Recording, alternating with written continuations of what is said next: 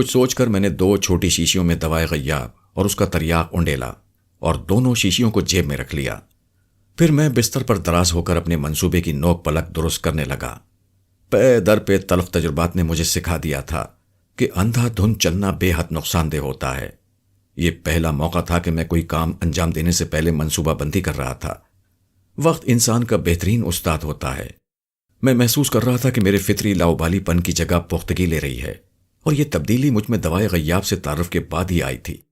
یہ بات تو طے تھی کہ ٹرانسپورٹ کی مشکلات سے بچنے کے لیے ضروری تھا کہ میں دوائی غیاب کا ڈوز کامے شاہ کے اڈے پر پہنچ کر لوں۔ اس کے بعد اندر داخل ہونا کوئی مسئلہ نہیں تھا۔ خیر، اندر داخل ہونے کے بعد مجھے ریشما کو تلاش کرنا تھا۔ اب مسئلہ ریشما کو تلاش کرنے کے بعد اسے باہر نکالنے کا بھی تھا۔ وہ کوئی گلاب جامن تو تھی نہیں کہ اسے مٹھی میں دبا کر باہر نکالتا۔ چنانچہ ضروری تھا کہ اسے بھی دوائی غیاب کا ڈوز دے دیا جائے۔ اس میں بھی ایک دشواری تھی۔ میں غائب حالت میں اس سے کہتا کہ چپ چاپ باہر نکل جاؤ تو وہ چیخیں مار مار کر سب کو اپنی لوکیشن بتا دیتی۔ لہٰذا ضروری تھا کہ میں اسے دوائی غیاب کی دوائی بے ہوشی میں ملا کر پلاتا اور اسی عالم میں اسے باہر نکال لاتا۔ لیکن کم وقت دوائی غیاب سے بھی ڈر لگتا تھا۔ پتہ نہیں دوائی بے ہوشی اس کو راس بھی آئے گی یا نہیں۔ بہرحال یہ خطرہ تو مول لینا ہی تھا۔ میں اس وقت خود کو ایک فلمی ہیرو محسوس کر رہا تھا۔ مجھے یقین تھا کہ اس طرح ریشما کے دل میں میری محبت پیدا ہو جائے گی۔ فلموں میں تو ہمیشہ یہی ہوتا ہے۔ میں نے ایک چھوٹی شیشی میں دوائی بے ہوشی کا ایک ڈوز بھی لے لیا تھا۔ تینوں دواؤں کی شیشیوں کے سلسلے میں نے بڑی احتیاط برتی تھی۔ ماضی میں بھی اس سلسلے میں تلخ تجربات سے دوچار ہو چکا تھا۔ میں نے دوائی غیاب سفید شیشی میں، اس کا تریاق لال شیشی میں اور دوائی بے ہوشی سبز شیشی میں رکھی تھی۔ پھر میں نے جیب کا جائزہ لیا۔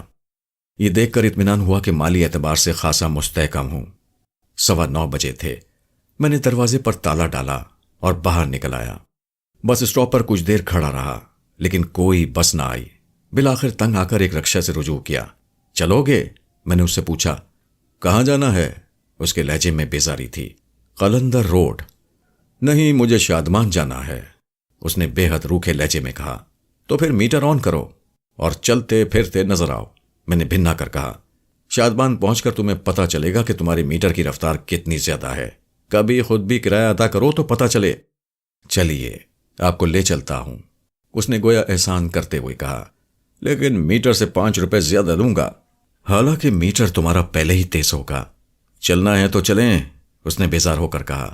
میرے جی میں تو آئی کہ اسے سیدھا سلطان کے پاس لے جاؤں، لیکن اس جن پرست پولیس آفیسر کے مزاج کا کچھ پتہ ہی نہیں چلتا تھا۔ کیا خبر الٹا میرے خلاف کیس بنا ڈالے۔ چنانچہ میں رکشے میں بیٹھ گیا۔ قلندر روڈ پہنچ کر گامے شاہ کی کوٹھی سے کچھ دور میں نے رکشہ رکوایا۔ میٹر دیکھا تو 9 روپے 40 پیسے بنے تھے۔ میں نے دکھے دل سے 15 روپے نکال کر ڈرائیور کے ہاتھ پر رکھے، جو اس نے نہایت اطمینان سے جیب میں ڈال لیے۔ اس کے بعد چند لمحے خاموشی رہی۔ تو کیا یہ رکشے کی قیمت ادا کی ہے آپ نے؟ رکشے والے نے پوچھا۔ اب اتر بھی جائیے۔ 60 پیسے واپس کرو، میں نے میٹر کی طرف اشارہ کرتے ہوئے کہا۔ 9 روپے 40 پیسے بنے ہیں، 5 روپے اوپر کے، یہ ہوئے 14 روپے 40 پیسے۔ میں نے تمہیں دیے ہیں 15 روپے، لہٰذا 60 پیسے واپس کرو۔ میں نے اس کی خدمت میں گوشوارہ پیش کیا۔ اس نے جیبیں ٹٹولیں اور سوکھا سا منہ بنا کر کہا، کھلے پیسے تو نہیں ہیں میرے پاس، آپ کھلے دے دیجئے۔ میرے پاس بھی نہیں ہیں، میں نے جواب دیا۔ تو پھر رہنے دیجئے، 60 پیسے کی بات ہی کیا ہے۔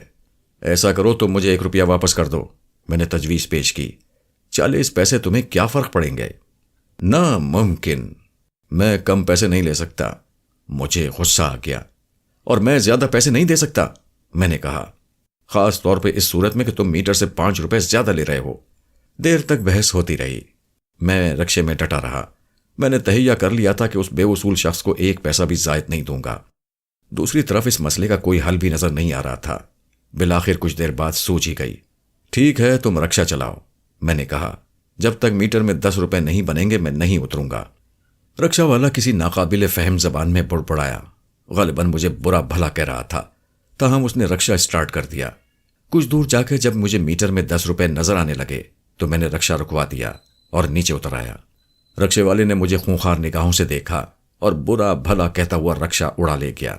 میری طبیعت صاف ہو گئی، لیکن پیدل ہونے کی وجہ سے میں اس کا کچھ نہیں بگاڑ سکتا تھا۔ اب اس اصول پرستی کے نتیجے میں مجھے پیدل چلنا تھا۔ لیکن چلنے سے پہلے میں نے دوائے غیاب کی شیشی نکال کر ایک ڈوز لے لیا۔ ریشما کے لیے دوا بچانا بھی نہیں بھولا تھا۔ پھر میں لیمپ پوسٹ کے نیچے کھڑا اپنے سائے کو دیکھتا رہا۔ غائب ہونے کی تصدیق کی اور کوئی صورت نہیں تھی، اور اس وقت میں کوئی خطرہ مول بھی نہیں لے سکتا تھا۔ چند ہی لمحوں بعد میرا سایہ غائب ہو گیا۔ میں نہایت اطمینان سے گامی شاہ کی کوٹھی کی طرف چل دیا، جس سے میں 60 پیسے کی خاطر آگے نکل آیا تھا۔ اپنی منزل پر پہنچ کر میں نے پھاٹک پر پاؤں رکھا، اوپر چڑھا اور اندر کود گیا۔ لان میں اندھیرا تھا، البتہ عمارت کی بیرونی کھڑکیاں روشن تھیں۔ میں نے لان عبور کیا اور برآمدے میں داخل ہو گیا۔ طویل راہداری سے گزرتا ہوا میں اس کمرے کی طرف بڑھا جہاں کبھی مجھے قید کیا گیا تھا۔ اس دوران میں تمام کمروں میں جھانکتا بھی جا رہا تھا۔ بڑے کمرے میں گاما شاہ حسب سابق بیٹھا آب حرام سے شوق فرما رہا تھا۔ میرے جی میں آئی کہ بدبخت کی خوب ٹھکائی لگاؤں، لیکن راستہ کھوٹا کرنا مناسب نہیں تھا، چنانچہ میں آگے بڑھ گیا۔ اس کمرے میں جھانکتے ہی میری بانچیں کھل گئیں جہاں میرا کچھ دن پہلے قیام رہا تھا۔ میرا گوہر مقصود وہاں موجود تھا، لیکن کچھ اچھے حال میں نہیں تھا۔ میں نہایت اطمینان سے کمرے میں داخل ہو گیا۔ ریشما وہاں موجود تھی۔ اس کا چہرہ شعلہ جوالا بنا ہوا تھا۔ کمرے میں کمالا اور اس کا وہ خبیث ساتھی بھی موجود تھا جسے میں شام کو دیکھ چکا تھا۔ اگر چیخنا چاہو تو جی بھر کے چیخ سکتی ہو، کمالا کہہ رہا تھا، لیکن فائدہ کچھ بھی نہ ہوگا۔ بہتر ہے کھانا کھا لو۔ اس نے ٹرے کی طرف اشارہ کیا۔ میں کھانا نہیں کھاؤں گی، مجھے گھر جانا ہے، ریشما نے جواب دیا۔ میں مبہوت ہو کر اسے دیکھتا رہا۔ اتنے قریب سے دیکھنے کا یہ پہلا موقع تھا۔ وہ کسی میدا و گلاب کی مانند تھی۔ مجھے دیکھ کر خوشی ہوئی کہ اس کے چہرے پر خوف کی کوئی علامت نہیں تھی۔ اسے بھی اپنا ہی گھر سمجھو، کمالے نے کہا۔ کیوں سمجھوں؟ صورت بھی دیکھی اپنی، پھٹکار برس رہی ہے۔ وہ بپھر گئی۔ تمہاری مرضی، لیکن زیادہ 3-5 کرو گی تو ہاتھ چڑھ دوں گا، کمالے نے اسے دھونس دی۔ غصہ تو بہت آیا، لیکن میں قبل از وقت مداخلت کر کے کام بگاڑنا نہیں چاہتا تھا۔ آخر تم لوگ مجھے یہاں کیوں لائے ہو؟ ریشما نے پوچھا۔ اس بار اس کا لہجہ کچھ نرم تھا۔ تمہیں ہیروئن بنائیں گے فلم کی، کمالے کے ساتھی نے انتہائی گستاخ لہجے میں کہا۔ فلم تو سمجھتی ہو نا، اس کا کیسٹ جگے کو بھی بھجوائیں گے، بڑا غیرت دار بنتا ہے، فلم دیکھ کر خودکشی کر لے گا۔ یہ سن کر ریشما کے چہرے پر زردی کھنڈ ہو گئی۔ لڑکی کیسی ہی جیدار ہو، اس قسم کی صورتحال میں خود کو سنبھال نہیں سکتی۔ میرے لیے غصہ ضبط کرنا دشوار ہو رہا تھا۔ میں توجہ ہٹانے کے لیے کھانے کی ٹرے کی طرف متوجہ ہو گیا جو ایک طرف رکھی تھی۔ ٹرے پر پانی کا ایک جگ رکھا تھا، ساتھ میں پانی سے بھرا ہوا ایک گلاس بھی رکھا تھا۔ میں نے جیب سے دوائے غیاب اور دوائے بے ہوشی کی شیشیاں نکالیں اور گلاس میں انڈیل دیں۔ پھر مجھے احساس ہوا کہ ریشما تو کھانے پینے سے ہی انکار کر رہی تھی۔ اگر یہ پانی ضائع ہو گیا تو اب تو میرے پاس دوا بھی نہیں تھی۔ میں دل ہی دل میں دعا کرنے لگا کہ ریشما وہ پانی پی لے۔ خدا کے لیے مجھے جانے دو، ریشما گڑ گڑائی۔ میں نے تم لوگوں کا کیا بگاڑا ہے؟ تو ہم بھی تمہارا کیا بگاڑ رہے ہیں، کمالے نے جواب دیا۔ ہم تمہیں مفت میں ہیروئن بنا رہے ہیں۔ ریشما اب رونے لگی تھی۔ میں خاموشی سے اسے روتا دیکھتا رہا۔ اس عالم میں وہ اور بھی حسین ہو گئی تھی، برسات میں دھلے ہوئے کسی پھول کی طرح۔ کمالے کے ساتھی نے پانی کا گلاس اٹھایا تو میرا دل اچھل کر حلق میں آ گیا۔ میں نے تہیہ کر لیا کہ اگر دوا ملا پانی ضائع ہو گیا تو ساری احتیاط بالائے طاق رکھ کر ان لوگوں سے الجھ پڑوں گا۔ کمالے کے ساتھی نے پانی کا گلاس ریشما کی طرف بڑھایا جس کی اب ہچکیاں بند گئی تھیں۔ لو پانی پی لو، اس نے نرم لہجے میں کہا۔ ریشما نے انکار کیا۔ شاید میری دعا قبول ہو گئی تھی۔ ریشما نے پانی پی لیا تو میری جان میں جان آئی۔ اب میں اپنے منصوبے پر عمل کرنے کے لیے تیار تھا، اور اس کے لیے ضروری تھا کہ ان دونوں کو کمرے سے باہر نکال دوں۔ اگر ریشما ان کے سامنے ہی غائب ہو جاتی تو بہت برا ہوتا۔ میں تو یوں بھی غائب ہونے کی اس صفت کو خود تک محدود رکھنا چاہتا تھا۔ اس راز میں ریشما تک کو شریک کرنا مجھے گوارا نہیں تھا، اور اب کسی بھی لمحے ریشما غائب ہو سکتی تھی۔ چنانچہ میں نے عملی قدم اٹھانے کا فیصلہ کیا۔ یوں بھی اتنی دیر تک ان خرافات کو برداشت کر کے میں ان خبیثوں کا خاصا مقروض ہو چکا تھا۔ میں نے ایک قدم پیچھے ہٹ کر کمالی کی کمر پر ایک زوردار لات رسید کی۔ وہ اپنے ساتھی سے جا ٹکرایا۔ ان دونوں نے آنکھیں پھاڑ پھاڑ کر ادھر ادھر کا جائزہ لیا، لیکن انہیں کچھ نظر نہیں آیا۔ ان کے حلق سے ڈری ڈری چیخیں نکل گئیں۔ یار یہ کمرہ وہی آصف زدہ ہے، کمالا ہکلایا۔ نکلو چلو یہاں سے۔ وہ دونوں ہی فوراً نکل بھاگے۔ ریشما کے چہرے پر حیرت تھی۔ میں بھی ان کے پیچھے پیچھے نکلا۔ میں اب وہاں مزید افراتفری پھیلانا چاہتا تھا تاکہ ان کی توجہ اس کمرے سے ہٹی رہے۔ ریشما کے غائب ہونے کے بعد تو کوئی مسئلہ ہی نہ رہتا۔ حسب توقع انہوں نے بوکھلا کر گامے شاہ کے کمرے کا رخ کیا۔ گامے شاہ اپنے شغل میں مصروف تھا۔ اسے ان دونوں کی مداخلت بے حد گراں گزری، لیکن وہ ان دونوں کے چہرے اور ان کی سراسیمگی دیکھ کر سنجیدہ ہو گیا۔ کیا بات ہے؟ کیا حال ہے چڑیا کا؟ چڑیا وہاں تو کوئی بھوت ہے شاہ جی، کمالے نے ہکلاتے ہوئے کہا۔ کیا بکتا ہے؟ گامے شاہ تھاڑا۔ اسی وقت میں نے آگے بڑھ کر اس کے منہ پر ایک تھپڑ رسید کر دیا۔ میں یہ قدم اٹھا تو بیٹھا، لیکن یہ بھی ڈر تھا کہ حسب سابق کہیں ظاہر نہ ہو جاؤں۔ اس صورت میں یقیناً میری چٹنی ہی بن جائے گی اور غالباً عمرانی چٹنی کہلائے گی۔ گامے شاہ بھی بوکھلا گیا۔ وہ سکتے کے عالم میں بیٹھا رہ گیا۔ کون ہے؟ وہ ہکلایا۔ شاہ جی یہ کوٹی ہی آصف زدہ ہے جی، کمالے کا ساتھی بھی ہکلایا۔ وہ تینوں اپنی اپنی جگہ ساکت کھڑے اور بیٹھے رہے۔ میں نے مزید چھیڑ چھاڑ مناسب نہ سمجھی اور کمرے سے نکل آیا۔ اب مجھے ریشما کی خبر لینا تھی۔ ریشما والے جانے پہچانے کمرے میں داخل ہوتے ہی میری طبیعت صاف ہو گئی۔ ریشما وہاں نظر نہیں آ رہی تھی۔ میں نہایت اطمینان سے اسی کرسی کی طرف پڑا جس پر وہ ابھی کچھ دیر پہلے بیٹھی ہوئی تھی، لیکن وہ وہاں موجود نہیں تھی۔ میں نے احمقوں کی طرح کرسی کو ایسے ٹٹولا جیسے ریشما کو نہیں کسی چھوٹی سی سوئی کو تلاش کر رہا ہوں۔ یہ جان کر مجھے شدید جھٹکا لگا کہ وہ نہ صرف ظاہری بلکہ باطنی طور پر بھی غائب ہو گئی تھی۔ میں بے جان سا ہو کر اسی کرسی پر گر گیا جس پر اسے ہونا چاہیے تھا۔ میں خالی اس ذہن سا بیٹھا رہا۔ میرا دماغ کام ہی نہیں کر رہا تھا۔ کچھ دیر بعد ہی میں کچھ سوچنے کے قابل ہوا۔ ریشما کہاں جا سکتی تھی؟ یہی ایک صورت تھی کہ وہ بے ہوش ہونے سے قبل کرسی سے اٹھ گئی ہو اور پھر کہیں بے ہوش ہو کر گر گئی ہو۔ میں نے اس مفروضے کے تحت کمرے کے ایک ایک گوشے کو ٹٹولنا شروع کر دیا کہ وہ کمرے سے باہر نہیں نکل سکی ہوگی۔ میں گھٹنوں کے بل بیٹھا بڑی ترتیب سے اسے فرش پر ٹٹولتا پھر رہا تھا کہ دروازے کی طرف سے قدموں کی آہٹیں سنائی تیں۔ آنے والے گامے شاہ کے 2 عدد گرکے تھے جو صورت ہی سے خطرناک بدماش نظر آ رہے تھے۔ انہوں نے احمقوں کی طرح سارے کمرے کا جائزہ لیا۔ ظاہر ہے میں تو انہیں نظر نہیں آ رہا تھا۔ یہاں تو کوئی نہیں ہے، ان میں سے ایک بولا۔ یعنی لڑکی فرار ہو گئی؟ دوسرے نے تبصرہ کیا۔ ظاہر ہے وہ احمق کمالہ دروازہ جو کھلا چھوڑ گیا تھا، پہلے نے جواب دیا۔ خیر آؤ تلاش کریں، ممکن ہے ابھی نکل نہ سکی ہو، اور اگر نکل گئی تو شاہ جی ان دونوں کی کھالے گرا دیں گے مار مار کر۔ وہ واپس چلے گئے تو میں پھر ریشما کو تلاش کرنے میں مصروف ہو گیا۔ اس کمرے میں غائب شدہ ریشما کو تلاش کرنا ایسا ہی تھا جیسے بھوسے کے ڈھیر میں کوئی سوئی ڈھونڈنا۔ کمرے کی مکمل تلاشی خاصی دیر میں پوری ہوئی۔ اب میں یقین سے کہہ سکتا تھا کہ ریشما کمرے میں نہیں ہے۔ میں نے کمرے کا چپا چپا ٹٹول لیا تھا۔ میرے اوسان خطا ہو گئے۔ یہ بات طے تھی کہ ریشما بے ہوش ہونے سے پہلے کوٹھی سے نہیں نکل سکتی تھی۔ یوں میرے لیے ایک انتہائی سنگین مسئلہ کھڑا ہو گیا۔ اتنی بڑی کوٹھی میں ریشما کو تلاش کرنے کے لیے تو 6 ماہ درکار تھے۔ دوسری طرف یہ دھڑکا تھا کہ میں کسی وقت بھی ظاہر ہو سکتا ہوں۔ بہرحال اس کمرے میں اب میرا کوئی کام نہیں تھا، چنانچہ میں باہر نکل آیا۔ باہر افراتفری کا عالم تھا۔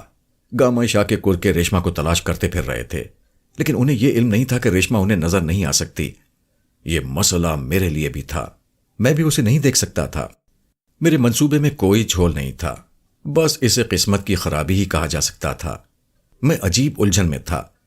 ظاہر ہو جاتا تو گامے شاہ کے گرکے میرے لیے عذاب بن جاتے، اور یوں ریشما کو لیے بغیر ناکام جانے کا تصور بھی میرے لیے روح فرسا تھا۔ راہداری میں غنڈے مسلسل بھاگ دوڑ کر رہے تھے۔ میں احتیاط سے دیوار کے ساتھ ٹیک لگائے آگے بڑھتا رہا۔ اچانک مجھے کسی کی آواز سنائی تھی۔ شاہ جی، ہم نے چپا چپا چھان مارا ہے، لڑکی کوٹھی میں نہیں ہے۔ وہ آواز میرے لیے مزدائے جاں فضا تھی۔ ایک ایک کی چمڑی اتار دوں گا، گامے شاہ نے جواب دیا۔ لہجہ بہت خراب تھا۔ یہ ایک خوش آئین بات تھی۔ اس کا مطلب تھا کہ اب وہاں قدرے سکون ہو جائے گا۔ اس کے باوجود میں بڑے محتاط انداز میں دیوار کے ساتھ ساتھ چلتا ہوا آگے بڑھتا رہا۔ داخلی دروازہ کچھ ہی دور رہ گیا تھا کہ مجھے ٹھوکر لگی۔ میں توازن برقرار نہ رکھ سکا اور کسی انسانی وجود پر گرا۔ پہلے تو میری سمجھ میں کچھ بھی نہیں آیا، پھر مجھے احساس ہوا کہ وہ غائب حالت میں ریشما ہے، بے ہوش ریشما۔ ساری مایوسی دور ہو گئی، میری جان میں جان آ گئی۔ بالآخر مجھے گوہر مقصود مل گیا تھا۔ اب میں سرخ روئی کے ساتھ واپس جا سکتا تھا۔ یہ میری اور ریشما کی خوش قسمتی تھی کہ وہ داخلی دروازے کے اس قدر قریب بے ہوش ہو کر گری تھی، اور پھر وہ بیچ راہداری میں بھی نہیں تھی، بلکہ راہداری کی ایک دیوار کے ساتھ تھی، ورنہ اب تک روندی جا چکی ہوتی۔ عجیب صورتحال تھی۔ ایک غائب ہستی دوسری غائب ہستی کو اندھوں کی طرح ٹٹول رہی تھی۔ پھر اچانک مجھے آشفتہ مزاج دوائے غیاب کا خیال آ گیا۔ ہم دونوں کسی بھی وقت ظاہر ہو سکتے تھے۔ میرے ہاتھ پاؤں پھول گئے۔ میں نے ریشما کو سہارا دے کر بٹھانا چاہا، لیکن وہ میرے قابو میں نہ آ سکی۔ پہلی بار مجھے احساس ہوا کہ بے ہوشی آدمی کا وزن کس طرح بڑھا دیتی ہے۔ وہ بوجھ گل بدن، نازک اندام ریشما کے بجائے جگے پہلوان کا بوجھ معلوم ہو رہا تھا۔ اب مسئلہ اسے باہر لے جانے کا تھا۔ وہ اتنی ہلکی پھلکی نہیں تھی جتنی کی نظر آ رہی تھی۔ آخر کو جگے پہلوان کی بہن تھی، اسے گھسیٹ کر بآسانی باہر نکالا جا سکتا تھا، لیکن اس میں 3 قباحتیں تھیں۔ ایک تو یہ کہ اس کے ساتھ یہ سلوک کرتے ہوئے میرا دل دکھتا۔ منظور نظر کتنی ہی وزنی کیوں نہ ہو، اسے بے دردی سے گھسیٹا نہیں جا سکتا۔ دل کے سودے عجیب ہوتے ہیں، چاہے پہلی نظر میں ہو یا 175ویں نظر میں۔ لیکن محبوبہ کا وزن کرانے کی زحمت کوئی نہیں کرتا، نہ ہی محبت میں وزن یا حجم کی کوئی قید ہوتی ہے۔ دوسری قباحت یہ تھی کہ اگر میں اپنے محبت بھرے دل پر ضبط کا جگہ، میرا مطلب ہے پتھر رکھ کر اسے گھسیٹتا، تو نہ صرف اس کا لباس پھٹ جانے کا خدشہ تھا، بلکہ اس کا نازک بدن چھل بھی سکتا تھا۔ تیسری قباحت یہ تھی کہ گھسیٹے جانے کی آواز گامشا اور اس کے گرکوں کو متوجہ کر سکتی تھی۔ یوں میرے کرے کرائے پر پانی پھر جاتا۔ تب میں نے جان پر کھیل جانے کا فیصلہ کر لیا، یعنی کسی نہ کسی طرح اسے لاد کر باہر نکالنا تھا۔ پہلے مرحلے میں نے اسے کسی نہ کسی طرح دیوار کے سہارے بٹھا دیا۔ اس دوران میرا سانس پھول گیا تھا، لیکن سانس درست کرنے کی مہلت نہیں تھی۔ ہاتھ ہٹاتے ہی وہ پھر پہلے کی طرح گر جاتی۔ چنانچہ دوسرے مرحلے میں نے اسے کندھے پر ڈالنے کی کوشش کی، لیکن لڑکھڑاتا ہوا ڈھیر ہو گیا۔ خوش قسمتی سے وہ اسی پوزیشن میں گری جس میں اسے بٹھایا ہوا تھا، البتہ اسی دوران اس کا سر بری طرح دیوار سے ٹکرایا تھا۔ میں جھنجھلا گیا اور مایوس بھی ہو گیا۔ میں نے زندگی میں پہلی بار کتنی ہوش مندی سے منصوبہ بنایا تھا، اور اب پتہ چل رہا تھا کہ ہر منصوبے میں ہنگامی صورتحال کی گنجائش رکھنا ضروری ہوتی ہے، اور اس سے نمٹنے کے لیے قوت فیصلہ اور حاضر دماغی درکار ہوتی ہے۔ اس وقت میں اتنا مایوس تھا کہ ممکن تھا اسے وہیں چھوڑ کر واپس چلا جاتا، لیکن پھر خیال آیا کہ عام طور پر رسم ہے کہ دولہا دلہن کو اٹھا کر اپنے گھر کی چوکھٹ پار کراتا ہے۔ اگر میں سنگین موقع پر اس رسم کی تجدید نہ کر سکا تو وہ رنگین موقع تو مجھے ملے گا ہی نہیں، اور اگر مل گیا تو اس وقت ناکام ہو کر اوروں سے، ریشما سے، بلکہ خود سے بھی نظر ملانے کے قابل نہیں رہوں گا۔ میرے کانوں میں شہنائیاں سی گونجنے لگیں اور جسم میں جیسے توانائی کی کوئی لہر سی دوڑ گئی۔ میں نے ادھر ادھر دیکھا، کوٹھی میں اب کہیں نقل و حرکت نہیں تھی۔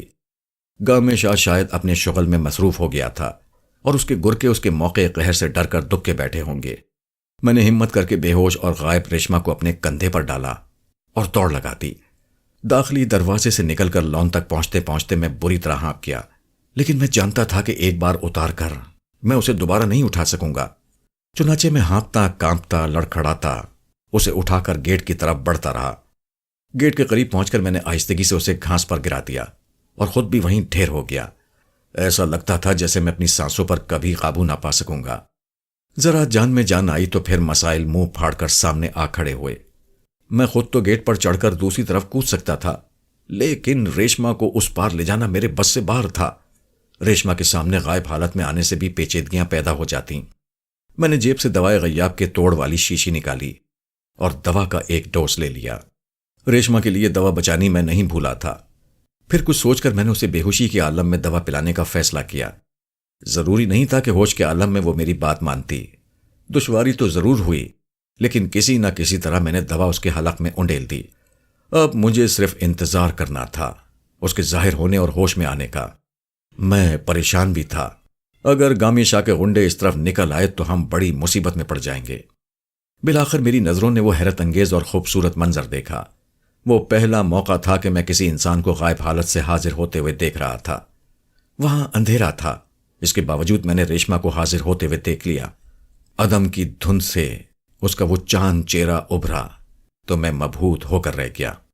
پھر کچھ دیر بعد وہ کسمسائی اور اس نے آنکھیں کھول دیں۔ خاموش رہنا، اس وقت تم ان غنڈوں کی قید سے رہا ہونے کے بہت قریب ہو، میں نے سرگوشی کی۔ مجھے ڈر تھا کہ کہیں وہ چیخنا چلانا نہ شروع کرتے۔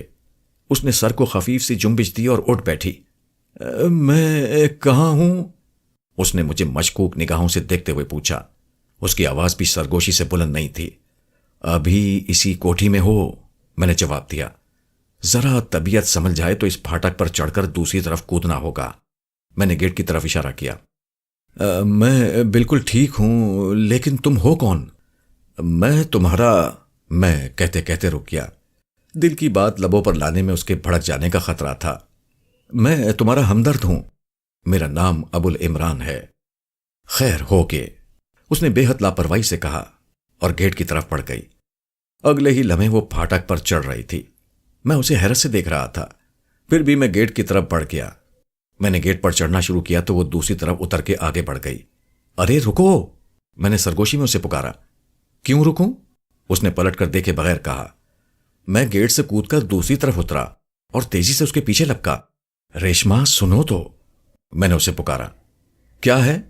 اس نے جھلائے ہوئے لہجے میں کہا، لیکن وہ رک گئی تھی۔ تم کیا بلا ہو اور تمہیں میرا نام کیسے پتا چلا؟ میں ابو العمران ہوں اور تمہیں جانتا ہوں، میں نے مختصراً کہا، کیونکہ تفصیلی بیان میں اپنے رومانٹک ہو جانے کا خطرہ تھا۔ تم ابو العمران ہوتے رہو، مجھے کوئی اعتراض نہیں، لیکن تم مجھے کیسے جانتے ہو؟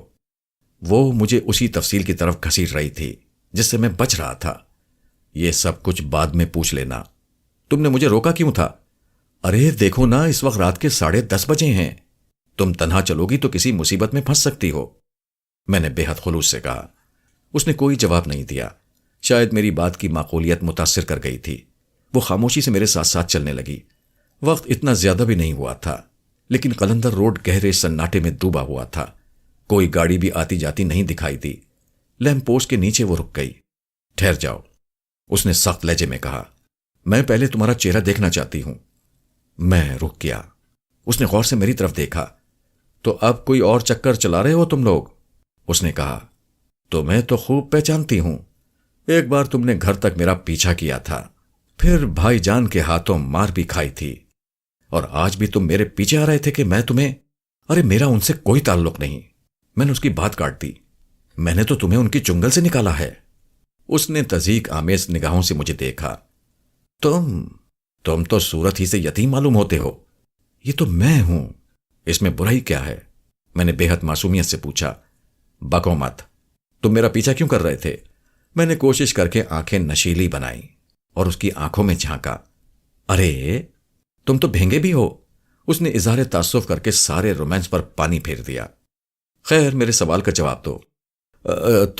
تم مجھے اچھی لگتی ہو، میں نے ہمت کر کے کہہ ہی دیا۔ صورت بھی دیکھی ہے کبھی اپنی؟ وہ یک لخت ہتھے سے اکھڑ گئی۔ پھٹکار برس رہی ہے چہرے پر، بوٹا سا قد ہے اور پورا جسم پسلیوں پر مشتمل۔ پتا ہے نا میں جگے کی بہن ہوں، منہ نوچ لوں گی تمہارا۔ پتا ہے مجھے، میں نے سنجیدگی سے کہا۔ خیر چھوڑو، میں تمہیں ناپسند ہی سہی، لیکن قدم آگے بڑھاؤ۔ جس وقت وہ تمہیں ہیروئن بنانے پر تلے ہوئے تھے تب تو آواز بھی نہیں نکل رہی تھی، اب میرا منہ نوچنے کو کہہ رہی ہو، حالانکہ میں تمہیں ان خبیثوں سے بچا کر لایا ہوں۔ یہ کہہ کر میں آگے چل دیا۔ میں نے پلٹ کر دیکھنے کی زحمت نہیں کی۔ قدموں کی آہٹ بتا رہی تھی کہ وہ میرے پیچھے پیچھے آ رہی ہے۔ میں بھی اناڑی تو نہیں تھا، میں نے بھی سینکڑوں فلمیں دیکھی تھیں، ہزاروں کہانیاں پڑھی تھیں۔ اگر وہ میرے ساتھ سخت رویہ اختیار نہ کرتی تو مجھے حیرت ہوتی۔ فلموں میں بھی یہی کچھ ہوتا ہے، ہیرو ہیروئن کو بچاتا ہے، اس کے باوجود ہیروئن اسے آنکھیں دکھاتی ہے، پھر ہیرو ناراض ہو کر آگے بڑھ جاتا ہے، ہیروئن اس کے پیچھے پیچھے آتی ہے اور بالآخر اسے منا بھی لیتی ہے۔ وہ میرے ساتھ ساتھ چلتی رہی، لیکن اس نے مجھ سے معذرت تو درکنار بات بھی نہیں کی۔ میں نے کن آنکھوں سے اس کی طرف دیکھا، وہ کسی گہری سوچ میں گم تھی۔ میں نے اپنی اکھڑ قائم رکھنا ہی مناسب سمجھا۔ چلتے ہوئے 15 منٹ ہو گئے، لیکن ہمیں کوئی سواری نہ ملی۔ اب مجھے تشویش ہوئی۔ اس طرح پیدل چلنا ہر اعتبار سے خطرناک تھا۔ اگر کوئی پولیس والا مل جاتا تو مصیبت ہی آ جاتی۔ سلطان احمد مجھے پہلے ہی دھمکی دے چکا تھا۔ کاش کوئی رکشا، کوئی ٹیکسی مل جاتی، میں نے کرراتے ہوئے کہا۔ میرا یہ کہنا غضب ہو گیا۔ ریشما نے اتنی تیزی سے پھوٹ پھوٹ کر رونا شروع کیا کہ میں سناٹے میں رہ گیا۔ وہ وہیں بیچ سڑک پر کھڑے روئے جا رہی تھی اور میں بت بنا اسے دیکھ رہا تھا۔ کچھ دیر بعد میں اس صدمے سے سنبھلا۔ آخر ہوا کیا ہے؟ میں نے پوچھا۔ میں نے خدا نہ خواستہ کوئی ایسی ویسی بات کہتی ہے تو میں معافی چاہتا ہوں۔ اس نے کوئی جواب نہ دیا، بدستور روتی رہی۔ اب تو میں بالکل ہی بوکھلا گیا۔ بات کیا ہے ریشما؟ میں نے پھر پوچھا۔ میری کتابیں، میرا پرس، وہ ہچکیوں کے درمیان بولی۔ اور بھائی جان تو مجھے جان سے مار دیں گے۔ وہ واضح طور پر جگے پہلوان کا حوالہ دے رہی تھی۔ میرے دیوتا کوچ کر گئے۔ اسی رفتار سے چلتے رہنے کی صورت میں ہم بمشکل صبح کے 3-4 بجے تک اپنے مقتل یا جگے کے اکھاڑے تک پہنچے۔ جگہ یقیناً اپنی بہن کی تلاش میں پاگل ہوا جا رہا ہوگا۔ مجھے یقین ہو گیا کہ اگر میرا جگے سے سامنا ہو گیا تو وضاحت پیش کرتے کرتے میرا سوئم بھی ہو چکا ہوگا۔ عجیب مصیبت میں پھنس گیا تھا۔ ریشما کو چھوڑ کر بھاگ نہیں سکتا تھا کہ آداب محبت کے خلاف تھا۔ اس کا ساتھ دینے کی صورت میں جگے کے ہاتھوں میری جواں مرگی مقدر تھی۔ پرس کی تم فکر مت کرو ریشم، میں نے اسے چمکارتے ہوئے کہا، لیکن دماغ بدستور اپنی متوقع موت پر ماتم کر رہا تھا۔ کتابیں تم اور لے لینا۔ بھائی، اس نے بمشکل کہا اور پھر رونا شروع کر دیا۔ اس کا بھی ایک حل ہے۔ چلو ہم کہیں دور چل کر اپنی دنیا بسائیں جہاں کوئی ظالم جگہ نہ ہو، بس میں ہوں، تم ہو، پھول کھلتے ہوں۔ جواباً اس نے ایک زوردار ہتھ تڑ رسید کر دیا۔ تم ہی رہ گئے ہو میرے لیے۔ اس سے تو بہتر ہے کہ بھائی مجھے مار ڈالے، اس نے نفرت سے کہا، اور بھائی کو یاد کرتے ہی پھر رونے لگی۔ میرا دل ٹوٹ گیا۔ اس کے اندر کوئی نسوانی ادا نہیں تھی، بلکہ سچائی تھی، نفرت تھی میرے لیے۔ ایسے میں آدمی کیا کر سکتا ہے جبکہ اس کے محبوب نے اسے ٹھکرا دیا ہو اور یقینی موت اس کے سر پر منڈلا رہی ہو۔ میں نے بھی زارو قطار رونا شروع کر دیا۔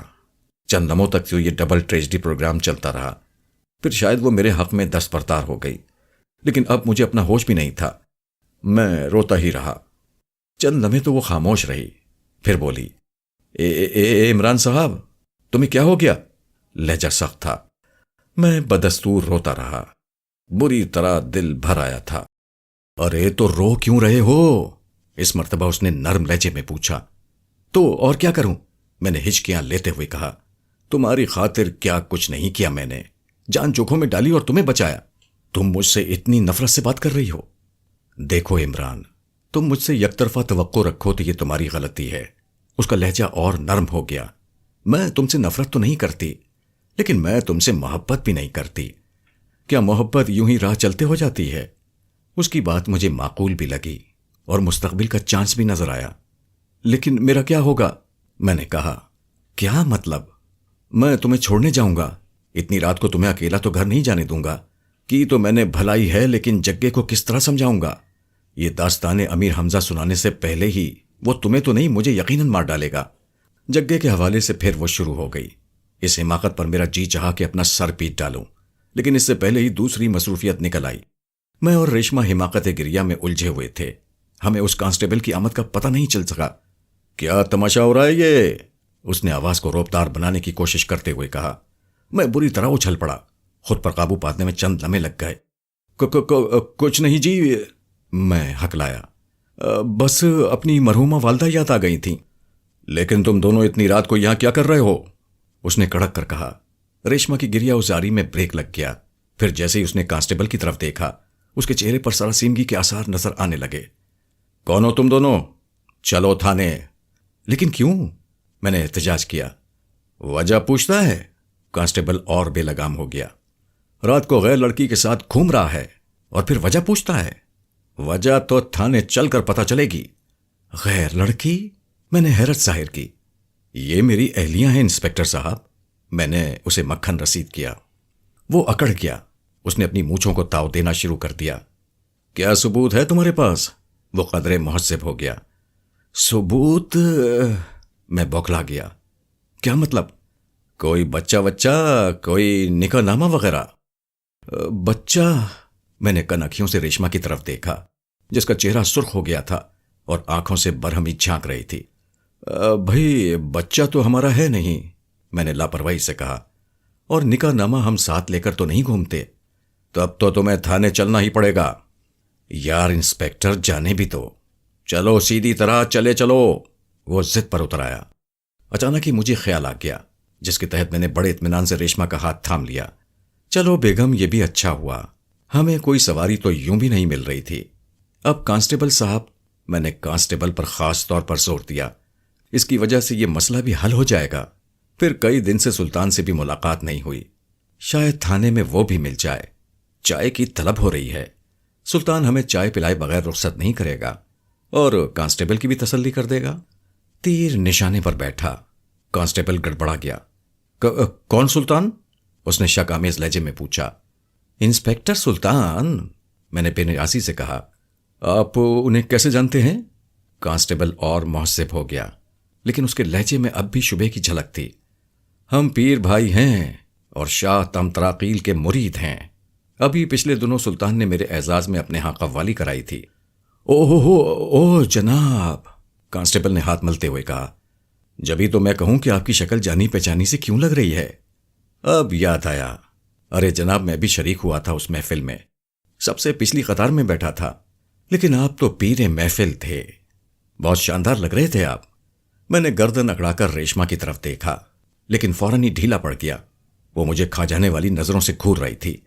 मेरे फखर के वो तमाम जज्बात ठंडे पड़ गए जो कांस्टेबल के एतराफ शनासाई के नतीजे में उभर आए थे। खैर, तो चलो थाने चलें, मैंने कांस्टेबल से कहा। अरे जनाब, क्यों गुनाहगार करते हैं आप? बस जनाब, असल में जमाना ही खराब आ गया है, इसलिए कभी कभी ऐसी गलती हो जाती है। उम्मीद है कि आप इंस्पेक्टर साहब से इसका तस्करा नहीं करेंगे। नहीं भाई, मैंने मुरब्बियाना लहजे में कहा। रेशमा का हाथ अब भी मेरे हाथ में था। मैं बहुत गरीब परवर आदमी हूं।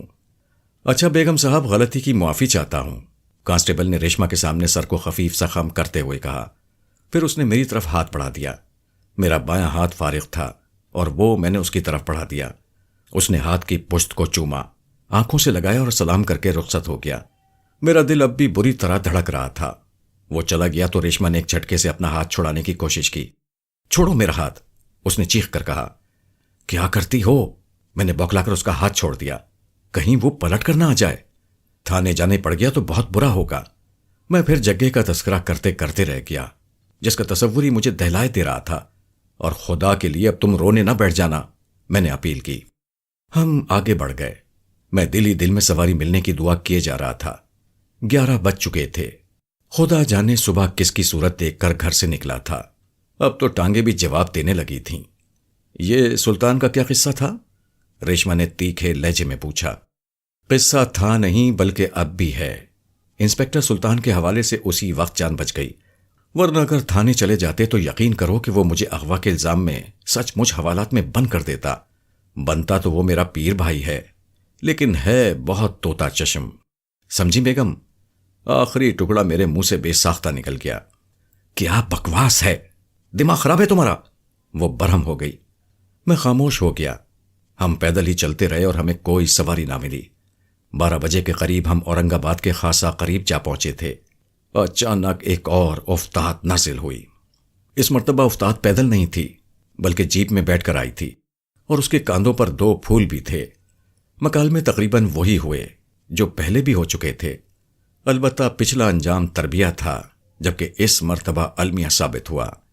सब इंस्पेक्टर तस्दीक किए बगैर ये मानने के लिए तैयार नहीं था कि मैं सुल्तान का कोई शनासा भी हो सकता हूं।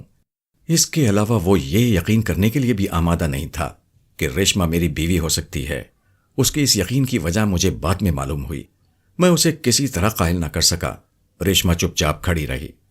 बिलाखिर सब इंस्पेक्टर ने हमें जीप में बिठा लिया। जरा ही देर बाद मैं दिन में दूसरी मर्तबा थाने का मुंह देख रहा था।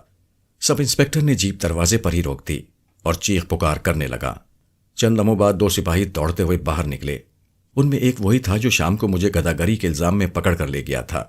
ओए रहीम, इसको ले जाके बंद कर दे, सब इंस्पेक्टर ने मेरी तरफ इशारा करते हुए कहा और मुझे जीप से बाहर धकेल दिया। और रेशमा? मैंने एहतजाज किया।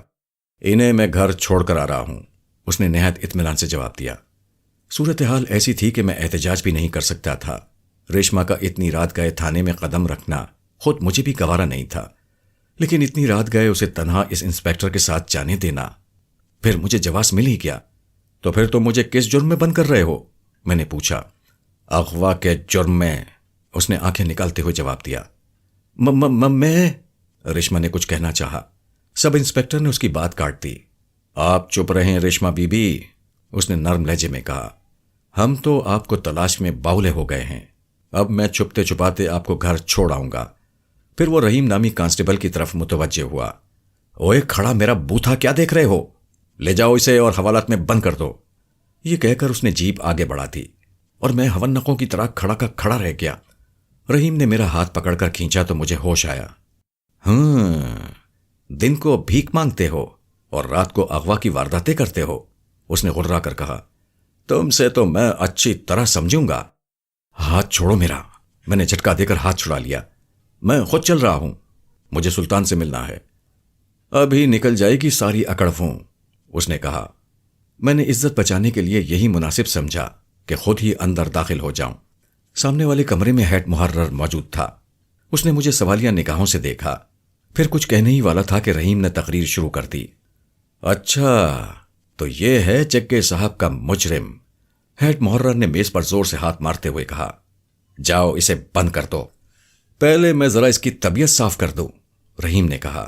وہ شاید شامی سے مجھ پر ادھار کھائے ہوئے بیٹھا تھا۔ کوئی ضرورت نہیں، الیاس صاحب آ کر خود ہی نمٹیں گے اس سے، ہیڈ محرر نے اسے ڈانٹ دیا۔ میں جا کر جگے صاحب کو تلاش کرتا ہوں، دوسرے کانسٹیبل نے کہا۔ بیچارے نہ جانے کب سے مارے مارے پھر رہے ہوں گے، خدا جانے کہاں ہوں گے۔ ٹھیک ہے تم جاؤ، ہیڈ محرر نے کہا۔ پھر وہ رحیم کی طرف متوجہ ہوا۔ اسے لے جا کر بند کر دو۔ رحیم نے مجھے لے جا کر ایک کوٹری میں بند کر دیا اور دروازے پر تالا لگا کر واپس چلا گیا۔ میں نے کوٹری کا جائزہ لیا۔ وہاں بچھانے کے لیے فرش، اوڑھنے کے لیے چھت اور سر کے نیچے رکھنے کے لیے دیوار کے سوا کچھ نہیں تھا۔ تھکن سے برا حال ہو رہا تھا، نیند کا تو خیر سوال ہی پیدا نہیں ہوتا تھا۔ چنانچہ میں دیوار سے ٹیک لگا کر بیٹھ گیا۔ تھکن کی اس کیفیت میں اس طرح بیٹھنا راحت بخش معلوم ہو رہا تھا۔ چند ہی لمحوں میں بے خبر ہو گیا، لیکن اس کا یہ مطلب بھی نہیں تھا کہ میں سو گیا تھا۔ خدا جانے مجھے اس حال میں بیٹھے کتنی دیر ہوئی تھی کہ کسی کی آواز نے مجھے چونکا دیا۔ میں نے آنکھیں کھول دیں۔ کوٹری کی سلاخ دار دروازے پر وہی سب انسپکٹر کھڑا تھا جس نے مجھے اس حال تک پہنچایا تھا۔ کیا حال ہے؟ اس نے طنزیہ لہجے میں پوچھا۔ اب تو مجھے چھوڑ دو، میں نے کہا۔ تمہیں ریشما نے پوری کہانی سنا دی ہوگی۔ کیسی کہانی؟ میں تو بس اسے گھر چھوڑ آیا ہوں۔ جگہ پہلوان تھا نہیں، ورنہ اسے سنبھالنا دشوار ہو جاتا۔ تمہیں اندازہ نہیں کہ تم نے اپنی شامت کو دعوت دی ہے۔ اگر تم نے سلطان صاحب کا حوالہ نہ دیا ہوتا تو اب تک میں تمہارا دماغ درست کر چکا ہوتا۔ صبح سلطان صاحب آئیں گے تب تمہارا فیصلہ ہوگا۔ مجھے بستر تو لا دو۔ یہ تھانہ ہے، ہسپتال نہیں، اس نے ٹھیک ہے لہجے میں کہا۔ بس اب آرام کرو۔ یہ کہہ کر وہ چلا گیا۔ مجھے قدرے اطمینان ہو گیا۔ سلطان کی آمد تک تو خیریت ہی خیریت تھی، اس کے بعد جو ہوتا سو ہوتا۔ لیکن مجھے ریشما پر بہت غصہ آ رہا تھا۔ اس کی خاطر میں نے کتنی قربانیاں دی تھیں۔ پھر مجھے خیال آیا کہ اگر اس وقت میرے پاس دوائے غیاب ہوتی تو میں کتنی آسانی سے گھر پہنچ گیا ہوتا۔ اس کے ساتھ ہی ایک اور خیال میرے ذہن میں آیا۔ مجھے دوائے غیاب اس کا تریاق خاصی مقدار میں ہمیشہ اپنے پاس رکھنا چاہیے تھا، لیکن شیشیاں اٹھائے اٹھائے پھرنا بھی کوئی معمولی عذاب نہیں تھا۔ البتہ ایک صورت تھی، دوا کو صفوف کی صورت میں تیار کر کے کیپسول بنانے کا تجربہ بھی کیا جا سکتا تھا۔ میں نے تہیہ کر لیا کہ یہ تجربہ ضرور کروں گا۔ سنا ہے نیند کانٹوں پر بھی آ جاتی ہے، لہٰذا مجھے اس منحوس کوٹری میں بھی نیند آ گئی۔ کوٹری میں مچھروں کی بہتات تھی، اور مچھر بھی سائز کے اعتبار سے چھوٹے موٹے پرندوں جتنے ہی تھے۔ اس کے باوجود میں تھکن سے نڈھال ہونے کی وجہ سے گھوڑے بیچ کر سویا۔ صبح کسی نے مجھے جھنجھوڑ کر اٹھایا۔ میں نے بوکھلا کر آنکھیں کھول دی۔ رحیم کو کوٹری میں پایا۔ چلو، تمہیں سلطان صاحب بلا رہے ہیں۔ میں خاموشی سے اس کے پیچھے پیچھے کوٹری سے نکل آیا۔ جیسے ہی میں سلطان کے کمرے میں داخل ہوا، وہ مجھ پر برس پڑا۔ کیا ہو گیا ہے تمہیں؟ تم جن بادشاہ کی بدنامی کرانے پر تلے ہوئے ہو۔ بات بھیک مانگنے کی حدود تک رہتی تو غنیمت تھا، اب تم نے اغوا کرنا بھی شروع کر دیا ہے۔ کیا میں رحیم کے سامنے ہی اپنی صفائی پیش کر دوں؟ میں نے اس کی آنکھوں میں آنکھیں ڈال کر بے حد تیکھے لہجے میں پوچھا۔ وہ گڑبڑا گیا، چند لمحے سوچتا رہا، پھر اس نے ہاتھ کے اشارے سے رحیم کو باہر جانے کا اشارہ کیا۔ ہاں اب بولو، کیا بات ہے؟ وہ غرایا۔ لیکن یاد رکھنا، اس بار میں تمہیں بخشوں گا نہیں۔ تمہیں یاد ہے میں نے پہلے ہی تمہیں ریشما کے اغوا کے بارے میں آگاہ کیا تھا، لیکن تم نے گاما شاہ کے خلاف کوئی ایکشن لینے سے معذوری ظاہر کی تھی۔ اب میں اس پورے واقعے کی رپورٹ درج کراؤں گا۔ میں نے تمتراقیل کی مدد سے اسے رہا کرایا، اور اب تم لوگ مجھ پر ہی اس کے اغوا کا الزام عائد کر رہے ہو۔ اس کی اکڑ فون جھاگ کی طرح بیٹھ گئی۔ چھوڑو پیر بھائی، غصہ تھوک دو۔ کچھ توقف کے بعد اس نے محبت آمیز لہجے میں کہا، ہاں تم نے مجھے بتایا تو تھا، یہ کہنے سے کام نہیں چلے گا۔ میں رات بھر کوٹری میں بند رہا ہوں اور ننگے فرش پر سویا ہوں۔ مجھے غصہ آ گیا۔ ارے میں ذمہ دار لوگوں کو سخت سزا دوں گا، کھال کھچوا دوں گا مردودوں کی، اور میں تمتراقیل سے کہوں گا کہ وہ تمہیں بھی سخت سزا دے۔ اس کی سٹی گم ہو گئی۔ خدا کے لیے پیر بھائی، ایسا نہ کرنا۔ دیکھو نا، آخر ہم پیر بھائی ہیں۔ کہاں ہے وہ مرتوت مچھر کی اولاد؟ باہر سے کسی کے دھاڑنے کی آواز آئی۔ میں اس کا خون پی جاؤں گا۔ آواز اسی کمرے کی طرف پڑ رہی تھی۔ اگلے ہی لمحے جگا دروازے میں داخل ہوا۔ مجھے دیکھتے ہی وہ بپھرے ہوئے سانڈ کی طرح جھپٹا۔ میں بدک کر سلطان کی اوٹ میں جا چھپا۔ سلطان اٹھ کر کھڑا ہوا۔ کیا بات ہے پہلوان، اتنے برہم کیوں ہو؟ میں اس کا خون پی جاؤں گا۔ جگا پھر دھاڑا اور میری طرف جھپٹا، لیکن سلطان نے اسے بازو سے تھام لیا۔ یہ اس نے تو گامے شاہ کے چنگل سے چھڑایا ہے تمہاری بہن کو، سلطان نے کہا۔ یہ میرے پیر بھائی ہیں، بہت شریف آدمی ہیں۔ میں خوب جانتا ہوں اسے، یہ پہلے بھی ایک بار ریشما کی وجہ سے میرے ہاتھوں پٹ چکا ہے۔ سلطان نے یہ سنتے ہی مجھے گھور کر دیکھا۔ جواباً میں نے بھی اسے آنکھیں دکھا دیں۔ اس وقت اصل مسئلہ میری سلامتی کا تھا۔ سلطان میرے تیور دیکھ کر سنبھل گیا۔ آپ نے اپنی بہن سے بھی پوچھا؟ اس نے جگے سے پوچھا۔ مجھے تو ابھی پتا چلا ہے، میں ساری رات اس کی تلاش میں مارا مارا پھرتا رہا ہوں، ابھی تک گھر نہیں گیا، لیکن میں جانتا ہوں کہ مجرم یہی ہے۔ لیکن پیر بھائی ایسا نہیں کر سکتے، سلطان نے فیصلہ کن لہجے میں کہا۔ ٹھیک ہے، میں سمجھ گیا، تم اسے بچا رہے ہو، لیکن کب تک بچاؤ گے؟ جگے نے دھمکی دی اور پاؤں پٹکتا ہوا کمرے سے نکل گیا۔ اس کے جانے کے بعد کچھ دیر ہم دونوں سناٹے کے سے عالم میں بیٹھے رہے۔ ناشتہ منگواؤں پیر بھائی؟ سلطان نے پوچھا۔ بڑی عنایت ہے تمہاری، لیکن میں اب گھر جانا چاہتا ہوں، میں نے کہا۔ سلطان میرے ساتھ ہی باہر نکل آیا۔ تھانے کے دروازے تک وہ میرے ساتھ ساتھ لگا رہا، میری چاپلوسی کرتا رہا، لیکن میں نے اس کی طرف کوئی توجہ نہیں تھی۔ مجھے تو جگے کی طرف سے فکر لاحق ہو گئی تھی۔ گیٹ پر سلطان نے زبردستی میرا ہاتھ تھام لیا اور اسے بڑی گرمجوشی سے دباتے ہوئے بولا، میری طرف سے دل صاف کر لو پیر بھائی، اور ہاں، جن بادشاہ کو میرا سلام کہنا، میں اس جمعرات کو پھر ان کی فاتحہ دلاؤں گا اور تمہارے اعزاز میں قوالی بھی کراؤں گا۔ خدا حافظ، میں نے سرد لہجے میں کہا اور وہاں سے چل دیا۔ میں نے دن کی روشنی میں اپنا حلیہ دیکھا تو کلیجہ منہ کو آ گیا۔ شام کو کیچڑ میں پھسلا تھا تو کپڑوں کا بیڑا غرق ہو گیا تھا۔ رہی صحیح کسر کوٹری میں ننگے فرش پر سونے کی وجہ سے پوری ہو گئی تھی، لیکن اسی حال میں گھر تک پہنچنا تھا۔ مرتا کیا نہ کرتا، نظریں جھکائے گھر کی طرف بڑھتا رہا۔ گھر پہنچ کر میں نے سکون کا سانس لیا۔ رات بے آرامی میں گزری تھی، جوڑ جوڑ دکھ رہا تھا۔ میں نے منہ ہاتھ دھو کر کپڑے بدلے اور بستر پر ڈھیر ہو گیا۔ سو کر اٹھا تو دوپہر کے کھانے کا وقت نکل چکا تھا۔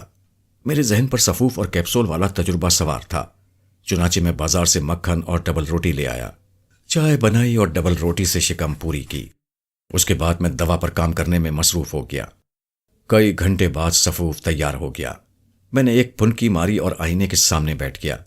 یہ دیکھ کر میری خوشی کی انتہا نہ رہی کہ میرا تجربہ کامیاب رہا ہے۔ میں غائب ہو گیا تھا۔ پھر میں نے تریاق والا سفوف استعمال کیا تو کچھ ہی دیر بعد مجھے آئینے میں اپنا عکس دکھائی دینے لگا۔ اب مجھے یہ سفوف بڑے پیمانے پر تیار کرنا تھا۔ اگلے دن بازار سے خالی کیپسول اور پلاسٹک کی چھوٹی چھوٹی تھیلیاں خرید لایا، جن میں 8-10 کیپسول بآسانی رکھے جا سکتے تھے۔ کیپسول میں نے مختلف رنگوں کے خریدے تھے تاکہ کسی الجھن کا امکان نہ رہے۔ اگلے 2 دن میں اسی چکر میں لگا رہا۔ بالآخر سفوف کیپسولوں میں بھر کر میں نے دوائے غیاب کے 8 کیپسول پلاسٹک کی تھیلی میں ڈال کر اپنی جیب میں رکھ لیے اور دوائے غیاب والا ایک کیپسول پانی کے ساتھ نکل دیا۔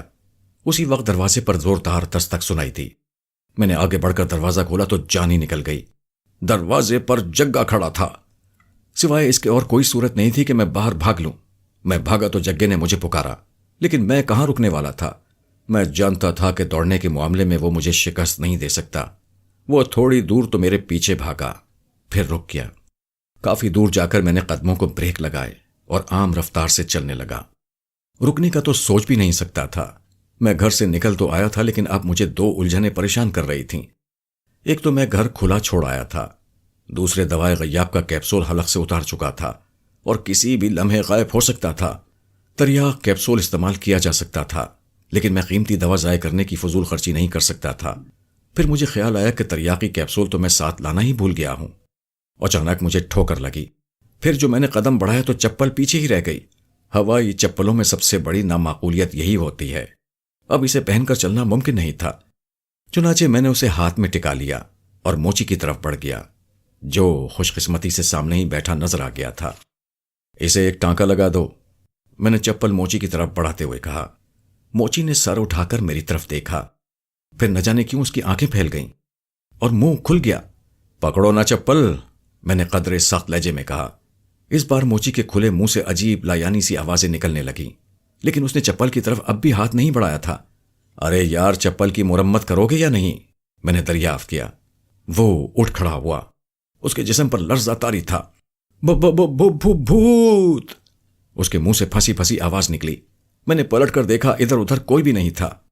میں پھر موچی کی طرف متوجہ ہوا، جو اب بھی بھوت بھوت چیختا ہوا ایک طرف بھاگ اٹھا تھا۔ بازار میں اس وقت خاصی چہل پہل تھی۔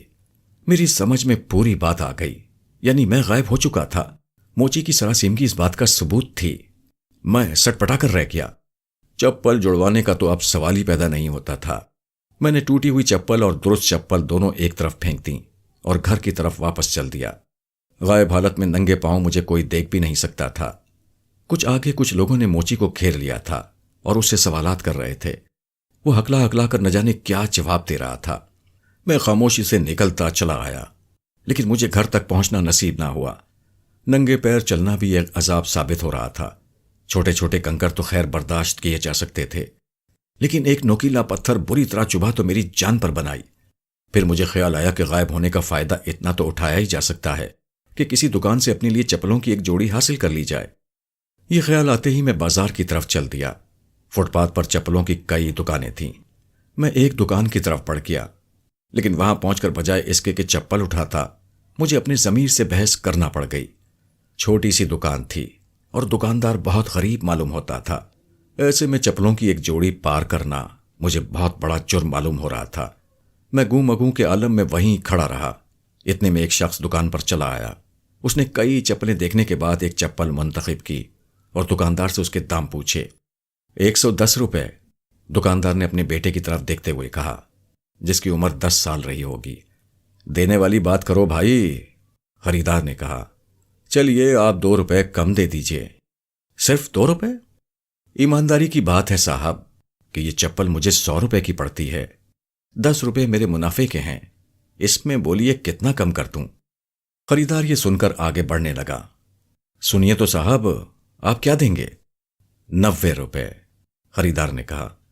یہ تو نقصان کا سودا ہے جناب، دکاندار نے تعصب سے ہاتھ ملتے ہوئے کہا۔ اچھا چلیے 95 دے دیجئے۔ نہیں، میں تو 90 ہی دے سکتا ہوں۔ چلیے صاحب، آپ جیتے میں ہارا، دکاندار نے کہا اور چپلیں لفافے میں ڈال کر اسے خریدار کی طرف بڑھا دیا۔ خریدار نے اسے 100 کا نوٹ دیا، اس نے 10 کا نوٹ واپس دے دیا۔ خریدار چپلوں کا لفافہ لے کر یوں چل دیا جیسے کوئی مار کا سر کر کے جا رہا ہو۔ میں ان کے مکالمے بڑی دلچسپی سے سنتا رہا تھا۔ آخر میں میرا دل بھی بھر آیا۔ مجھے اندازہ ہو گیا کہ کاروبار کس قدر دشوار ہوتا ہے۔ دکاندار بیچارے کو محض کاروبار جاری رکھنے کے لیے صرف 100 روپے میں 10 روپے کا خسارہ اٹھانا پڑتا ہے۔ اچانک دکاندار کی آواز نے مجھے چونکا دیا۔ وہ اپنے بیٹے سے مخاطب تھا۔ دیکھا بیٹے، اسے کہتے ہیں کاروبار۔ اب بتاؤ، وہ ناولٹی شوز والی دکان بھی تو اپنی ہی ہے، اب سمجھے؟ میں اس چھوٹی سی دکان پر کیوں جھک مارتا ہوں؟ میں سمجھا نہیں بابا، لڑکے نے کہا۔ کوڑ مغز، یہی چپل اپنی اس دکان ناولٹی شوز پر 60 روپے کی بکتی ہے، یہاں میں نے احسان کر کے 90 کی بیچی ہے۔ گاہک بھی خوش، منافع بھی زیادہ۔ آئی بات سمجھ میں؟ جی بابا، میں سمجھ گیا، لڑکے نے اس بات میں سر ہلاتے ہوئے کہا۔ میری کھوپڑی گھوم گئی۔ آئیے بابو جی آئیے، دکاندار نے کسی سے کہا۔ میں نے گھوم کر دیکھا، وہ ایک خوش رو اور خوش پوش جوان تھا۔ اس کی آنکھوں میں عجیب سی چمک تھی، کشش تھی۔ مجھے ایسا لگا جیسے وہ خاص طور پر مجھے دیکھ رہا ہو، لیکن ظاہر ہے یہ میرا وہم تھا۔ غائب حالت میں وہ مجھے کیسے دیکھ سکتا تھا؟ وہ آگے بڑھا اور چپلوں کی طرف متوجہ ہو گیا۔ اس نے ایک بار پھر پلٹ کر میری طرف دیکھا تھا۔ مجھے دکاندار کی باتیں سن کر غصہ آیا تھا۔ کم وقت کس طرح لوٹ مار کر رہا تھا۔ میں اسے غریب دکاندار سمجھا تھا، لیکن اب پتہ چلا کہ ناولٹی شوز نامی مشہور دکان کا مالک وہی ہے۔ میں اس کی خاطر خواہ اپنا خون جلا رہا تھا، ضمیر کی مار سہ رہا تھا۔ ایسے آدمی کی دکان سے تو اصولاً مجھے سب سے مہنگا جوتا اڑانا چاہیے تھا۔ میں چپلوں کی طرف متوجہ ہو گیا۔ میں نے طے کر لیا تھا کہ آئندہ کبھی ہوائی چپل نہیں پہنوں گا۔ پھر چمڑے کی ایک نفیس چپل مجھے پسند آ ہی گئی۔ دکاندار نئے خریدار کے ساتھ الجھا ہوا تھا، لڑکا بھی ان دونوں کی طرف متوجہ تھا۔ میں نے اپنی پسندیدہ چپلیں اٹھائیں اور چل دیا۔ 2 قدم آگے جا کر میں نے پلاسٹک کی تھیلی پھینکی اور چپلیں نکال کر پہن لیں۔ یہ صاحب آپ کے جاننے والے تھے؟ میرے کانوں میں نئے خریدار کی آواز آئی۔ وہ دکاندار سے مخاطب تھا۔ میں حیران رہ گیا۔ کن صاحب کی بات کر رہے ہیں آپ؟ دکاندار نے جواباً پوچھا۔ مجھے اطمینان سا ہوا، لیکن میں نے قدم تیز کر دیے۔ یہ بات طے تھی کہ خریدار نے مجھے دیکھا تھا، جبکہ دکاندار مجھے نہیں دیکھ سکا تھا۔ خدا جانے دوا میں پھر کوئی گڑبڑ ہو گئی تھی، یعنی میں کسی کے لیے حاضر تھا اور کسی کے لیے غائب۔ یہ صورتحال خاصی تشویشناک تھی۔ وہ صاحب جو چپل لے کر گئے ہیں؟ خریدار کی آواز سنائی دی۔ شاید وہ میری طرف اشارہ بھی کر رہا تھا۔ مجھے نہیں معلوم، دکاندار نے کیا جواب دیا۔ میں نے تو بھاگنا شروع کر دیا تھا۔ پھر مجھے عقب سے دوڑتے ہوئے قدموں کی آواز سنائی دی۔ فاصلہ اچھا خاصا تھا۔ میں ایک تاریک گلی میں گھس گیا، لیکن مجھے اندازہ ہو گیا کہ تعقب کرنے والی کی رفتار بہت تیز ہے۔ درمیانی فاصلہ بہت تیزی سے سمٹ رہا تھا۔ گلی ختم ہونے سے پہلے ہی اس نے مجھے آ لیا۔ اس نے ہاتھ بڑھایا اور میری گردن پکڑ لی۔ شرم نہیں آتی تمہیں؟ اس نے کہا۔ کیا مطلب؟ چوری کرتے ہو، شرم کرو۔ تم تو پوری برادری کو بدنام کرنے پر تلے ہوئے ہو۔ برادری؟ کیا مطلب؟ میں بوکھلا گیا۔ مطلب بعد میں سمجھاؤں گا، پہلے چل کر چپل واپس کرو۔ میں اور بوکھلا گیا۔ چپل واپس کرنے کی صورت میں بازار میں افراتفری مچ جاتی، کیونکہ اس ایک شخص کے سوا میں کسی کو نظر نہیں آیا تھا۔ میری سمجھ میں نہیں آ رہا تھا کہ یہ معاملہ کیا ہے۔ بھائی کیا میں تمہیں نظر آ رہا ہوں؟ میں نے بڑی بے چارگی سے پوچھا۔ لو، نظر نہ آنے والی کیا بات ہے تم میں؟ اوہ، میں سمجھا، تم اس وقت غائب حالت میں ہو۔ میں نے محض اس بات میں سر ہلا دیا۔ ٹھیک ہے تو حاضر ہو جاؤ۔ میں اس کی بے تکی فرمائش پر ششدر رہ گیا۔ وہ حاضر غائب کے چکر سے بھی واقف معلوم ہوتا تھا۔ میری گردن اب بھی اس کے ہاتھ میں تھی۔ میں حاضر نہیں ہو سکتا، میں نے کہا۔ اس کا جغرافیہ اب بھی میری سمجھ میں نہیں آ رہا تھا۔ بکواس مت کرو، مجھ سے بہانے بازی نہیں چلے گی۔ اس نے گرفت مزید سخت کر دی۔ حاضر ہو جاؤ اور میرے ساتھ واپس چلو۔ اس شریف آدمی سے معافی مانگو اور چپل بھی واپس کرو۔ میں حیران و پریشان کھڑا تھا کہ کیا کروں۔ تریاقی کیپسول میں گھر ہی بھول آیا تھا۔ اب بھلا کس طرح حاضر ہوتا؟ جلدی کرو ورنہ گردن توڑ دوں گا، اس نے گرفت مزید سخت کرتے ہوئے دھمکی دی، اور میرا دم گھٹا جا رہا تھا۔ آخر تم ہو کون؟ میں نے جھلا کر پوچھا۔ مجھے نہیں جانتے؟ اس کے لہجے میں حیرت تھی۔ میرا نام مسکرائل ہے۔ چلو اب جلدی سے حاضر ہو جاؤ۔ اس کا نام سن کر میری سٹی گم ہو گئی، کیونکہ وہ یقیناً کوئی جن تھا۔ میں تھر تھر کانپنے لگا اور پسینہ تو گویا میرے جسم سے پھواروں کی طرح بہہ نکلا تھا۔ میرا دماغ سائیں سائیں کر رہا تھا اور جسم اس بری طرح لرز رہا تھا جیسے میں جاڑے کے بخار میں مبتلا ہوں۔ اتنی خراب صورتحال سے تو میں پہلے کبھی دوچار نہیں ہوا تھا۔ میری گردن بدستور اس کی گرفت میں تھی۔ مجھے حیرت تھی کہ میں بے ہوش کیوں نہیں ہو گیا۔ ادھر وہ میرے جسم کے رقص سے بے اختیار پر حیرت زدہ دکھائی دے رہا تھا۔ یہ بات میرے حق میں جاتی تھی۔ انسان ہر نئی چیز اور نئی بات پر حیران ہوتا ہے، لیکن یہ اس کی فطرت ہے کہ وہ اسے قبول کرنے میں زیادہ دیر نہیں لگاتا۔ چنانچہ میرے ذہن نے بھی مسکرائل نامی اس جن کو قبول کر لیا۔ بدن کا لرزہ کم ہوتے ہوتے معدوم ہو گیا۔ خوف زدہ تو میں اب بھی تھا، لیکن اعصابی طور پر خود پر قابو پا چکا تھا۔ چلو، اس نے مطالبہ کرنے والے انداز میں کہا۔ میری گردن تو چھوڑو۔ اس نے میری گردن چھوڑ دی۔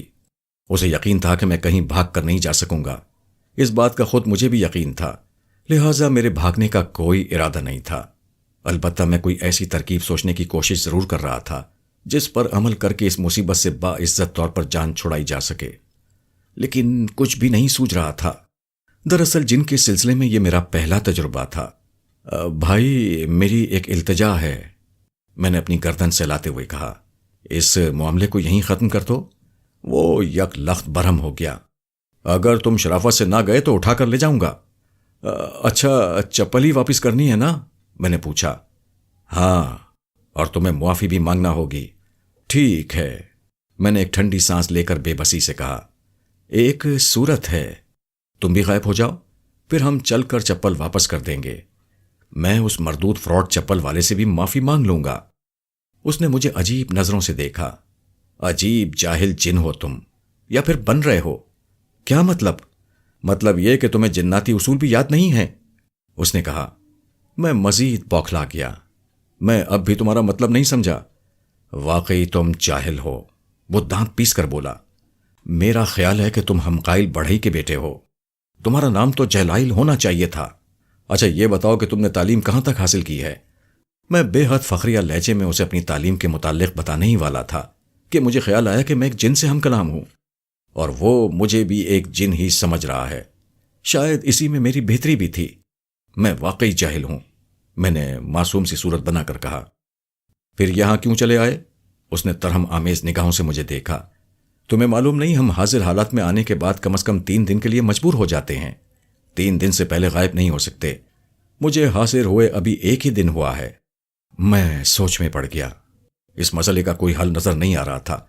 اگر وہ غائب ہو سکتا تھا تو بات پھر بھی بن جاتی۔ سوچ کیا رہے ہو؟ اب چلو، اس نے میرا ہاتھ تھام کر کہا۔ اور ہاں، اب جلدی سے حاضر ہو جاؤ۔ حاضر ہونا میرے بس میں نہیں تھا۔ اگر ہوتا تب بھی ایسا ہرگز نہ کرتا۔ حاضر حالت میں تو میری چٹنی ہی بن جاتی، میرا کیریئر تباہ ہو کر رہ جاتا۔ پھر مجھے دوائے غیاب کا خیال آ گیا۔ میں نے جیب سے شیشی نکالی اور نہایت ادب سے ایک کیپسول ہتھیلی پر رکھ کر اس کی خدمت میں پیش کر دیا۔ یہ کیا ہے؟ اس نے مجھے مشکوک نگاہوں سے دیکھتے ہوئے پوچھا۔ یہ دوائے حل المشکلات ہے۔ تم جاہل ہو کر اتنی ثقیل زبان بولتے ہو؟ اس نے مجھے ڈانٹا۔ اور مجھے اس دوا کی کوئی ضرورت نہیں۔ اب چلتے ہو یا اٹھا کر لے چلوں؟ ذرا ٹھہرو، پہلے میں تمہیں یہ دوا کھا کر دکھا دوں۔ میں تمہیں دھوکہ نہیں دے رہا ہوں۔ یہ کہہ کر میں نے کیپسول منہ میں ڈالا اور اسے نگل کیا۔ پھر میں نے منہ کھول کر اسے دکھایا تو اسے یقین ہو جائے کہ میں نے کیپسول نگل لیا ہے۔ تب میں نے ایک کیپسول نکال کر اس کی طرف بڑھایا۔ میں تم سے ڈرتا نہیں ہوں، تو مجھے کیا دھوکہ دو گے؟ اس نے کہا اور کیپسول لے کر نکل لیا۔ ہاں اب چلو۔ اب اس کی بات ماننے کے سوا کوئی چارہ نہیں تھا، لہٰذا اس کے ساتھ چل دیا۔ میں نے کیپسول یہ سوچ کر لیا تھا کہ ممکن ہے اس بار میں اس جن کی نگاہوں سے غائب بھی ہو جاؤں، لیکن ایسا نہیں ہوا۔ دوسری طرف وہ بھی غائب نہیں ہوا تھا۔ بہرحال اب کشاں کشاں اس جائے مصیبت کی طرف بڑھ رہا تھا۔ تم حاضر ہو گئے ہو نا؟ اچانک ہی اس نے پوچھا۔ ہاں میں حاضر ہو گیا ہوں، میں نے بلا جھجک کہا اور جیب سے شیشی نکال کر ایک اور کیپسول اس کی طرف بڑھا دیا۔ ممکن ہے جن ہونے کی وجہ سے ایک کیپسول اس کے لیے ناکافی ہو، لہٰذا دوسرا کیپسول آزمانے میں کوئی حرج نہ تھا۔ نہیں، اب میں یہ چیز نہیں کھاؤں گا، اس نے صاف انکار کر دیا۔ کھا لو کھا لو، چلغوزے ہوتے تو اس سے تمہاری خاطر تواضع کرتا، میں نے کہا۔ فی الحال اسی سے کام چلاؤ، تمہیں حضرت سلیمان کی قسم۔ اس نے فوراً کیپسول نگل لیا، پھر مجھ پر آنکھیں نکالیں۔ عجیب بدتمیز جن ہو، آئندہ کبھی ایسا نہ کرنا۔ میں نے بے حد خلوص سے وعدہ کر لیا کہ آئندہ کبھی ایسا نہیں کروں گا۔ ہم چلتے رہے۔ اب ہم اس تاریک گلی سے نکل آئے تھے۔ میں نے روشنی میں دیکھا کہ میرا سایہ اب بھی غائب ہے اور مسکرائل پر میرے 2 کیپسول ضائع ہو چکے ہیں۔ کوئی نتیجہ نہیں نکلا۔ وہ اب بھی نظر آ رہا تھا۔ تمہارا نام کیا ہے؟ اچانک اس نے پوچھا۔ میں سوچ میں پڑ گیا۔ یعنی اب مجھے اپنے نام کا ترجمہ جناتی زبان میں کرنا تھا۔ میں ابن اور عمران کے درمیان معلق ہو کر رہ گیا۔ میں نے تمہارا نام پوچھا ہے، اس نے دہرایا۔ امرائیل، میں نے جلدی سے کہا۔ ہم بازار میں پہنچ گئے۔ کچھ فاصلے پر ہی وہ دکان تھی جہاں سے میں نے چپل اڑائی تھی، یعنی میں جائے مصیبت کے خاصا قریب پہنچ گیا تھا۔ میرا ہاتھ تو چھوڑ دو، میں نے التجا کی۔ میں تمہارے مقابلے میں تو دوڑ نہیں سکتا۔ اس نے عذراہ مہربانی میرا ہاتھ چھوڑ دیا۔ اب مجھے آئندہ کا لائحہ عمل ترتیب دینا تھا۔ میں اس کی رفتار دیکھ چکا تھا، چنانچہ بھاگنا فضول تھا۔ ارے پاگل تھا کوئی، دکاندار کی آواز نے مجھے چونکا دیا۔ اب ہم دکان کے خاصا قریب پہنچ چکے تھے۔ دکاندار اچھا خاصا مجمع لگائے کھڑا تھا، کسی ایسے آدمی کی طرف اشارہ کر رہا تھا جس کا سرے سے کوئی وجود ہی نہیں تھا۔ پھر اندھا دھند بھاگ کھڑا ہوا، روئے سخن مسکرائل ہی تھا۔ میں نے دکان کے گرد و پیش کی تفصیل ذہن نشین کی۔ دکان سے کچھ ہی فاصلے پر ایک بس کھڑی تھی۔ میں نے دل ہی دل میں ایک فیصلہ کر لیا۔ دیکھیں دیکھیں، یہی ہے، دکاندار نے لوگوں کو اشارے سے بتایا۔ ذرا آنکھیں تو دیکھیں اس کی، میرا خیال ہے پھر گلے پڑے گا۔ خیر سمجھ لوں گا اس سے بھی۔ میں نے بڑے بڑے پاگلوں کو سیدھا کر دیا ہے۔ اتنی دیر میں ہم دونوں دکان پر پہنچ گئے۔ دکاندار بھڑکا ہوا دکھائی دے رہا تھا۔ معاف کیجیے گا جناب، مسکرائیل نے بے حد لجاجت سے کہا، یہ میرے بھائی ہیں، بس یوں ہی شرارت سے چپل چرا لے گئے تھے، اب اسے واپس کرنے آئے ہیں۔ اب وہ میری طرف متوجہ ہوا۔ چپل واپس دے دو۔ دکاندار اور ارد گرد کھڑے لوگ آنکھیں پھاڑ پھاڑ کر مسکرائیل کو مجھ سے مخاطب ہوتا دیکھ رہے تھے۔ پھر دکاندار کو شاید اپنے دعوے کا خیال آ گیا۔ ابے تو پاگل ہے تو میرے پیچھے کیوں پڑ گیا ہے؟ وہ دھاڑ کر بولا۔ تمیز سے بات کیجیے، مسکرائیل نے اسے ڈانٹا۔ میں بات ہی کرنا نہیں چاہتا، بس یہاں سے چلتے پھرتے نظر آؤ۔ آپ نے ہمیں سمجھا کیا ہے؟ مسکرائیل نے فوراً آنکھیں نکالی۔ دکاندار نے آؤ دیکھا نہ تاؤ، جوتوں کی ایک جوڑی مسکرائیل کے سر پر دے ماری۔ دیکھو اس کی آنکھیں دیکھو، یہ یقیناً ایک خطرناک پاگل ہے، یہ کہتے ہوئے وہ بری طرح چیخنے لگا۔ مسکرائیل سناٹے میں آ گیا۔ میرے لیے یہ مہلت بہت کافی تھی۔ میں بس کی طرف لپک پڑا۔ بس کی اوٹ میں پہنچ کر میں اکڑوں بیٹھ گیا اور وہ منظر دیکھنے لگا۔ وہ سب مسکرائیل پر بل پڑے تھے۔ مسکرائیل پٹ رہا تھا اور ادھر ادھر مجھے تلاش کر رہا تھا، ساتھ ہی وہ مجھے امرائیل امرائیل کہہ کر پکار رہا تھا۔ اس حماقت پر اس کی مرمت کی رفتار اور تیز ہو گئی۔ وہ یقیناً کوئی بے حد شریف جن زادہ تھا، کیونکہ وہ ابھی تک جاریت پر نہیں اترا تھا۔ پٹ رہا تھا اور ہمنقوں کی طرح چاروں طرف مجھے تلاش کر رہا تھا۔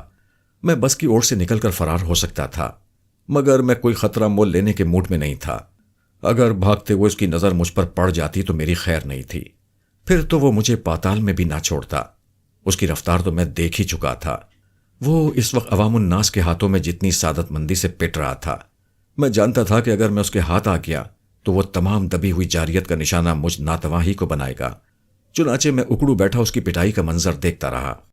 کچھ دیر تو وہ کسی سعادت مند لیکن نالائق بیٹے کی طرح مجمع کے ہاتھوں پٹتا رہا۔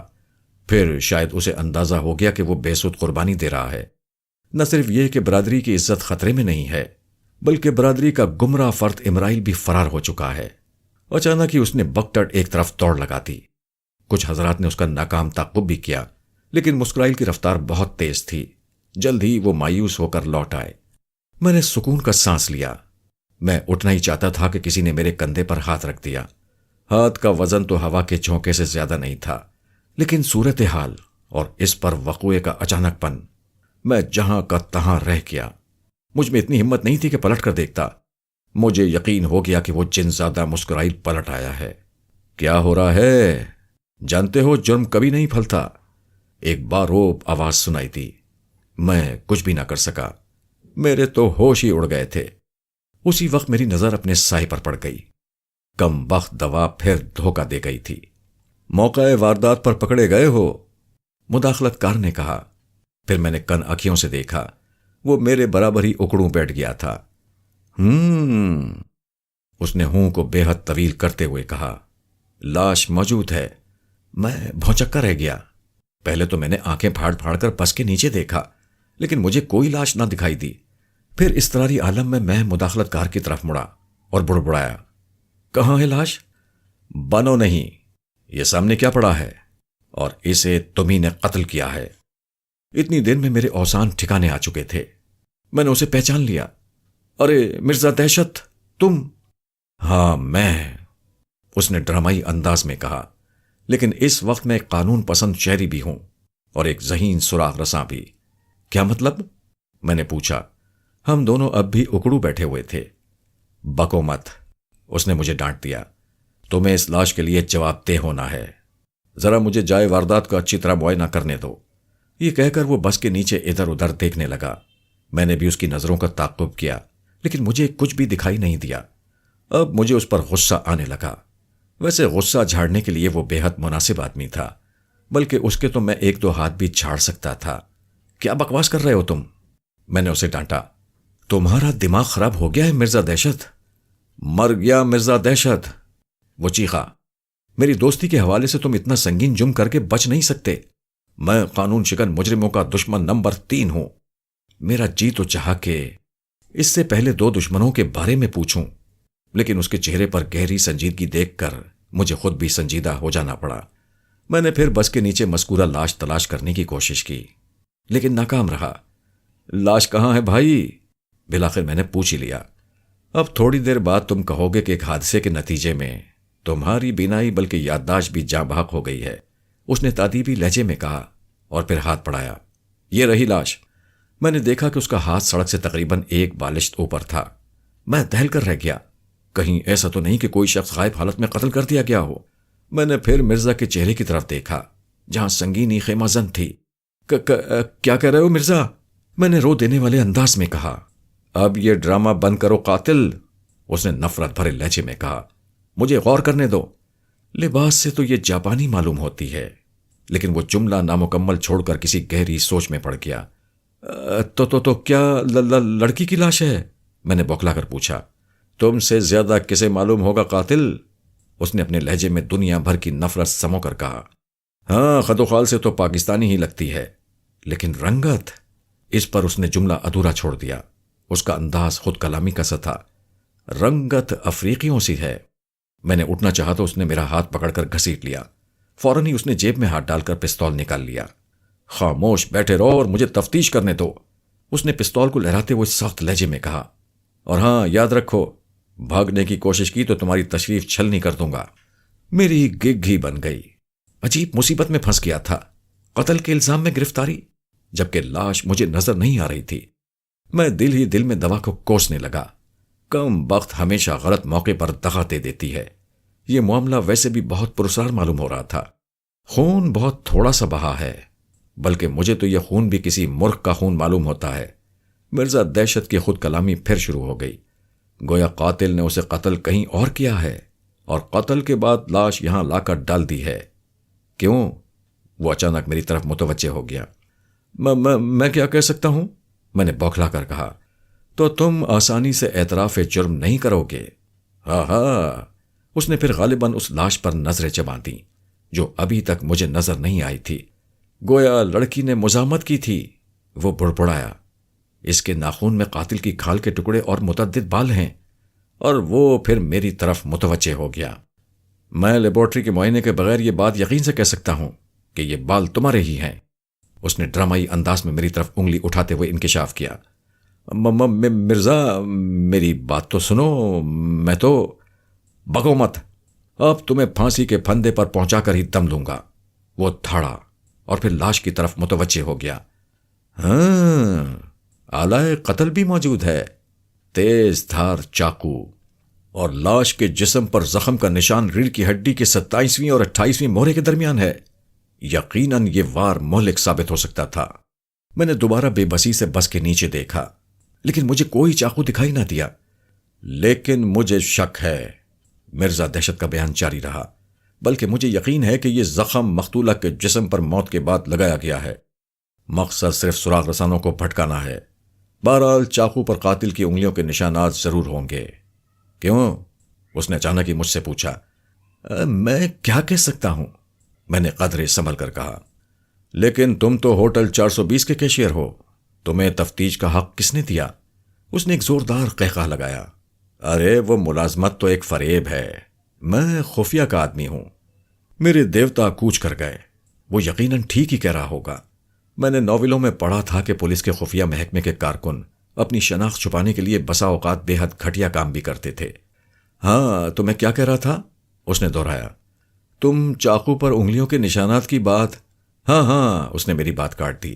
تم نے دستانے استعمال کیے تھے؟ دستانے؟ میں نے زندگی میں کبھی دستانے نہیں پہنے۔ واردات کرتے وقت ہمیشہ پہنا کرو، اس نے مربیانہ لہجے میں نصیحت کی۔ اب مارے گئے نا بچو، چاقو پر تمہاری انگلیوں کے نشانات یقیناً ملیں گے اور وہ تمہیں تختہ دار تک پہنچا دیں گے۔ لیکن میں نے چاقو کو ہاتھ بھی نہیں لگایا، میں نے احتجاج کیا۔ میرے اوسان خطا ہو گئے تھے۔ مجھے یہ بھی خیال نہیں رہا کہ چاقو اور لاش تو اب تک نظر نہیں آئی۔ اس نے میری بات نہیں سنی اور اپنی بات جاری رکھی۔ لیکن نہیں، اگر میرا خیال درست ہے اور لاش پر موت کے بعد چاقو استعمال کیا گیا ہے تو تم پر قتل کا الزام نہیں آئے گا، بس لاش کی بے حرمتی کے جرم میں 3 سال کی سزا ہوگی۔ یہ سن کر میری کچھ جان میں جان آئی، اور جہاں تک میرا خیال ہے آلائے قتل یہ ہے۔ اس نے ہاتھ بڑھا کر بس کے نیچے سے کاغذ کا ایک ٹکڑا اٹھایا اور اسے سونگنے لگا۔ کڑوے بادام کی بو۔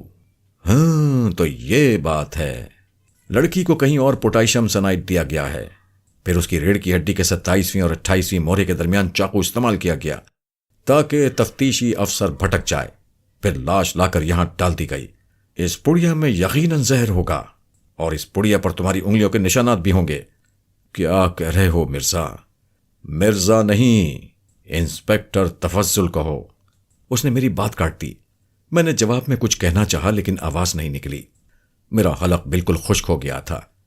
چلو، بھورے بالوں والے جنونی قاتل کا کیس تو میں نے حل کر لیا، لیکن میرے بال تو کالے ہیں، میں نے احتجاج کیا۔ اب تک قتل ہونے والی تمام لڑکیوں کے بال بھورے تھے، اس لیے اخبار والوں نے تمہیں بھورے بالوں والے جنونی قاتل کا نام دیا ہے، اس نے مسکراتے ہوئے کہا، اور پھر فوراً ہی اس کے تیور بدل گئے۔ تم بے حد سفاک قاتل، موت کی سزا تمہارے جرائم کے مقابلے میں کوئی حیثیت نہیں رکھتی۔ میرے بس میں ہوتا تو تمہیں کتوں سے نچوا دیتا۔ کتوں کے تذکرے پر میرے رونگٹے کھڑے ہو گئے۔ میں ایک جھجری سے لے کر رہ گیا۔ لیکن مرزا، پھر وہی مرزا، وہ دھاڑا، انسپیکٹر کیوں نہیں کہتے؟ انسپیکٹر، یقین کرو میں بے قصور ہوں، میں نے ہرگز یہ قتل نہیں کیا۔ ہر قاتل یہی کہتا ہے، وہ بے نیازی سے بولا۔ یہ تمام مکالمے عدالت کے لیے محفوظ کر لو، فی الحال ہمیں تھانے چلنا چاہیے۔ وہ اٹھ کھڑا ہوا، میں بھی اس کے ساتھ ہی اٹھ گیا۔ جیسے ہی ہم دونوں پلٹے، مرزا کے بارے میں تو یقین سے کچھ نہیں کہہ سکتا، البتہ میرے ہوش اڑ گئے۔ ایک باوردی ہیڈ کانسٹیبل کھڑا ہمیں قہر آلود نگاہوں سے گھور رہا تھا۔ خدا جانے وہ کتنی دیر سے کھڑا ہماری باتیں سن رہا تھا۔ مرزا دہشت کے ہاتھ سے پستول چھوٹ گیا۔ میں تو اپنی جگہ جم کر رہ گیا تھا۔ مرزا نے آگے بڑھنا چاہا، لیکن پولیس مین نے اسے پیچھے دھکیل دیا۔ کیا بات ہے مائی باپ؟ مرزا نے لرزتی ہوئی آواز میں پوچھا۔ کہاں چلے جا رہے ہو؟ پولیس والے نے خونخوار لہجے میں پوچھا۔ گھر، مرزا حق لایا۔ جہاں تک میرا تعلق ہے میں حق لانے کے بھی قابل نہیں رہا تھا۔ گھر کہاں چلے؟ تم دونوں کو تھانے چلنا ہوگا۔ وہ کیوں مائی باپ؟ مرزا نے پوچھا۔ قتل کے جرم میں۔ قتل؟ کیسا قتل؟ مائی باپ، میں جاسوسی ناول لکھتا ہوں۔ ابو البھائی کو یہاں بیٹھے دیکھ کر ایک پلان سوچ گیا۔ ہم تو پریکٹس، میرا مطلب ہے ریہرسل کر رہے تھے مائی باپ۔ کیوں بکواس کرتے ہو؟ پولیس والے نے ڈانٹا۔ آپ خود دیکھ لیجئے، یہاں کوئی لاش نہیں ہے، مرزا نے بس کے نیچے اشارہ کرتے ہوئے کہا۔ کانسٹیبل نے جھک کر نیچے دیکھا، پھر مرزا کا پستول اٹھاتے ہوئے سیدھا ہو گیا۔ اور بغیر لائسنس کا پستول بھی لیے پھرتے ہو؟ وہ جی، یہ تو نقلی پستول ہے۔ مجھے مرزا پر اس شدت کا غصہ آیا کہ اگر مائی باپ کی موجودگی کا احساس نہ ہوتا تو میں اس کی ہڈیاں چبا ڈالتا، کم از کم اس کی ریڑھ کی ہڈی کو 27ویں اور 28ویں مورے سے ضرور محروم کر دیتا، لیکن مجبوری تھی، اس لیے خون کے گھونٹ پی کر رہ گیا۔ اچھا تو یہ نقلی ہے؟ پولیس والے نے کھسیائے ہوئے لہجے میں کہا۔ جی ہاں، مرزا نے اپنی مکرو بدتیسی کی نمائش کر ڈالی۔ اوے بند کریے دانت، پولیس والا اچانک دھاڑا۔ تمہیں قتل کے جرم میں تھانے چلنا ہے۔ لیکن لاش کہاں ہے مائی باپ؟ مرزا نے فریاد کی۔ اور کیا جناب، ہم تو مذاق کر رہے تھے، میں نے بھی اس کی ہاں میں ہاں ملائی۔ ہاں، لاش غائب کر دی ہے، اس لیے اکڑ رہے ہو؟ تھانے چل کر 2 منٹ میں تمہارا دماغ درست ہو جائے گا۔ مرزا واویلا کرتا رہا اور میں اس پر دانت پیستا رہا، لیکن پولیس والے نے ہماری ایک نہ سنی۔ بالآخر وہ ہمیں لے کر تھانے کی طرف چل دیا۔ مرزا بیگ اس کی بے سود چاپلوسی کیے جا رہا تھا۔ میں اپنی حماقت پر کڑ رہا تھا۔ غضب خدا کا، اس خبیث نے سانائٹ کی پڑیا تک سونگھ لی تھی، اور میں اس قدر حواس باختہ ہوا کہ اسے یہ بھی یاد نہیں دلایا کہ وہ زہر شیشی میں رکھا جاتا ہے، اس کی پڑیا نہیں بنائی جاتی۔ میں دل ہی دل میں خود کو لعنت ملامت کرتا رہا، لیکن میں یہ تسلیم کیے بغیر نہ رہ سکا کہ مرزا دہشت بیگ نہ صرف بہترین اداکار تھا بلکہ ایک اچھا مصنف بھی تھا۔ اس نے ڈرامہ ہی ایسا پاورفل پیش کیا تھا کہ خود میرے اپنے ہوش و حواس اتفاقی چھٹی پر چلے گئے تھے۔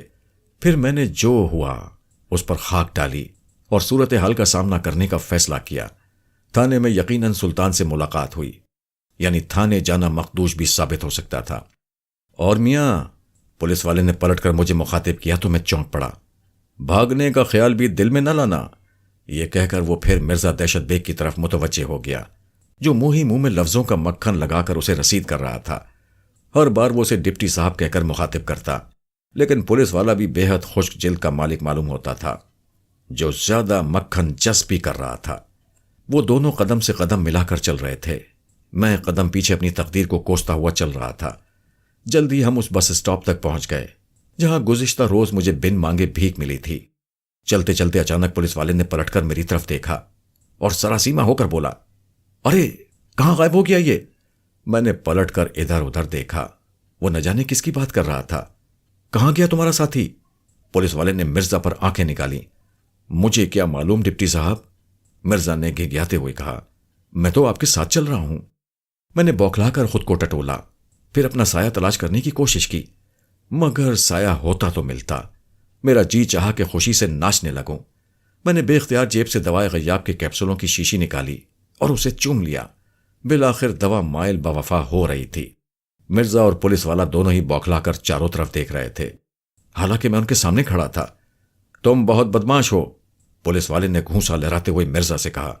پہلے تو تم نے لاش غائب کی اور اب اپنے ساتھی کو بھی بھگا دیا۔ میں نے کہاں بھگایا ڈپٹی صاحب، میں تو آپ کے شانہ بشانہ چل رہا تھا۔ تم سے تو میں تھانے چل کر سمجھوں گا۔ میرا تو خیال ہے کہ اب مجھے بھی چھوڑ ہی دیجئے۔ تو میں چھوڑ دوں؟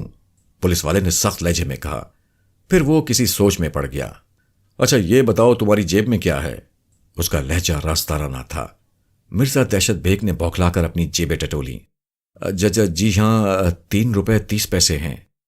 1.5 روپیہ صبح کے کرائے کا چھوڑ کر باقی پیسے چلیں آپ سارے ہی لے لیں، میں صبح پیدل چلا جاؤں گا۔ مرزا نے فراخ دلی دکھائی۔ ہیں؟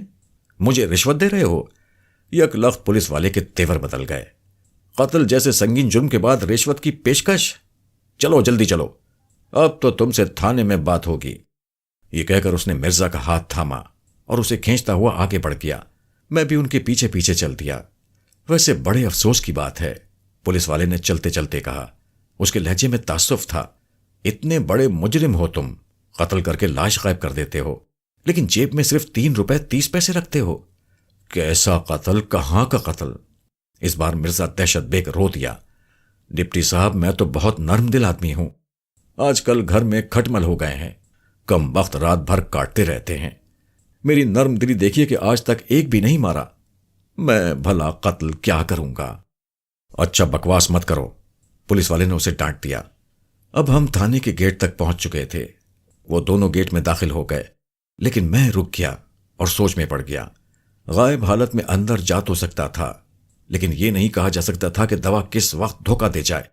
اندر جانے میں مجھے تو یہ فائدہ تھا کہ سلطان کے رد عمل کا اندازہ ہو جاتا، پھر میں اس کے مطابق عمل کر سکتا تھا۔ لیکن اگر وہ خراب موڈ میں ہوا اور میں اچانک ظاہر ہو گیا تو مجھ میں اس وقت کا تصور کرنے کی بھی جرت نہیں تھی۔ پھر مجھے خیال آ گیا کہ دوا تو میری جیب میں موجود ہے۔ میں نے تھیلی جیب سے نکال کر دیکھی، اس میں 4 کیپسول باقی تھے۔ میں نے فوری طور پر ایک اور کیپسول نکل لیا۔ اب کچھ دیر کے لیے یہ دھڑکا نہیں رہا تھا کہ میں اچانک ہی ظاہر ہو جاؤں گا۔ میں تھانے میں گھس گیا۔ مرزا دہشت بیگ ہیڈ محرر کے کمرے میں موجود نہیں تھا۔ میں سیدھا سلطان کے کمرے کی طرف چل دیا۔ کمرے کے قریب پہنچا تو اندر سے آنے والی آوازوں نے میرے اندازے کی تائید کی۔ مرزا انسپکٹر سلطان سے نمبر آزما تھا۔ میں سلطان کے کمرے میں داخل ہوا تو مرزا کو سلطان کے روبرو کھڑے پایا۔ میں کمرے کے گوشے میں جا کھڑا ہوا جہاں سے ان دونوں کو آسانی سے دیکھ سکتا تھا۔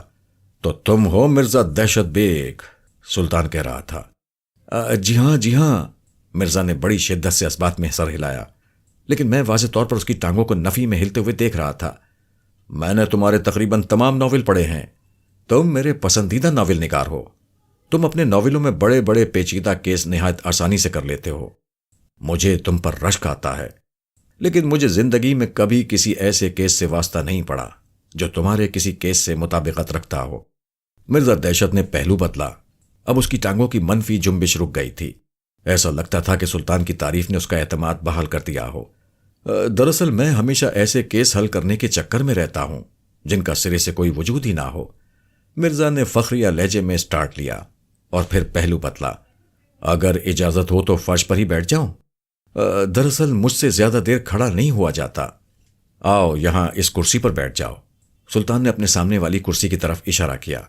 مرزا نے بے حد سعادت مندی سے حکم کی تعمیل کی۔ تو جناب میں نے ایسے ایسے قتل کروائے ہیں جو عملاً ناممکن ہیں، مرزا نے کہنا شروع کیا۔ شاید آپ کو میرا ناول متوالی آنکھ یاد ہوگا، وہ نازک تباہ حسینہ جو صرف پلک جھپکنے سے مر جاتی ہے۔ اب دیکھیں کہ آلائے قتل کتنا انوکھا ہے، ایک انسانی آنکھ۔ مقتولہ کے جسم پر زخم کا کوئی نشان نہیں، خون بھی نہیں نکلا۔ پوسٹ مارٹم رپورٹ بھی کوئی مدد نہیں کرتی۔ اس نے رک کر سلطان کے چہرے کی طرف دیکھا۔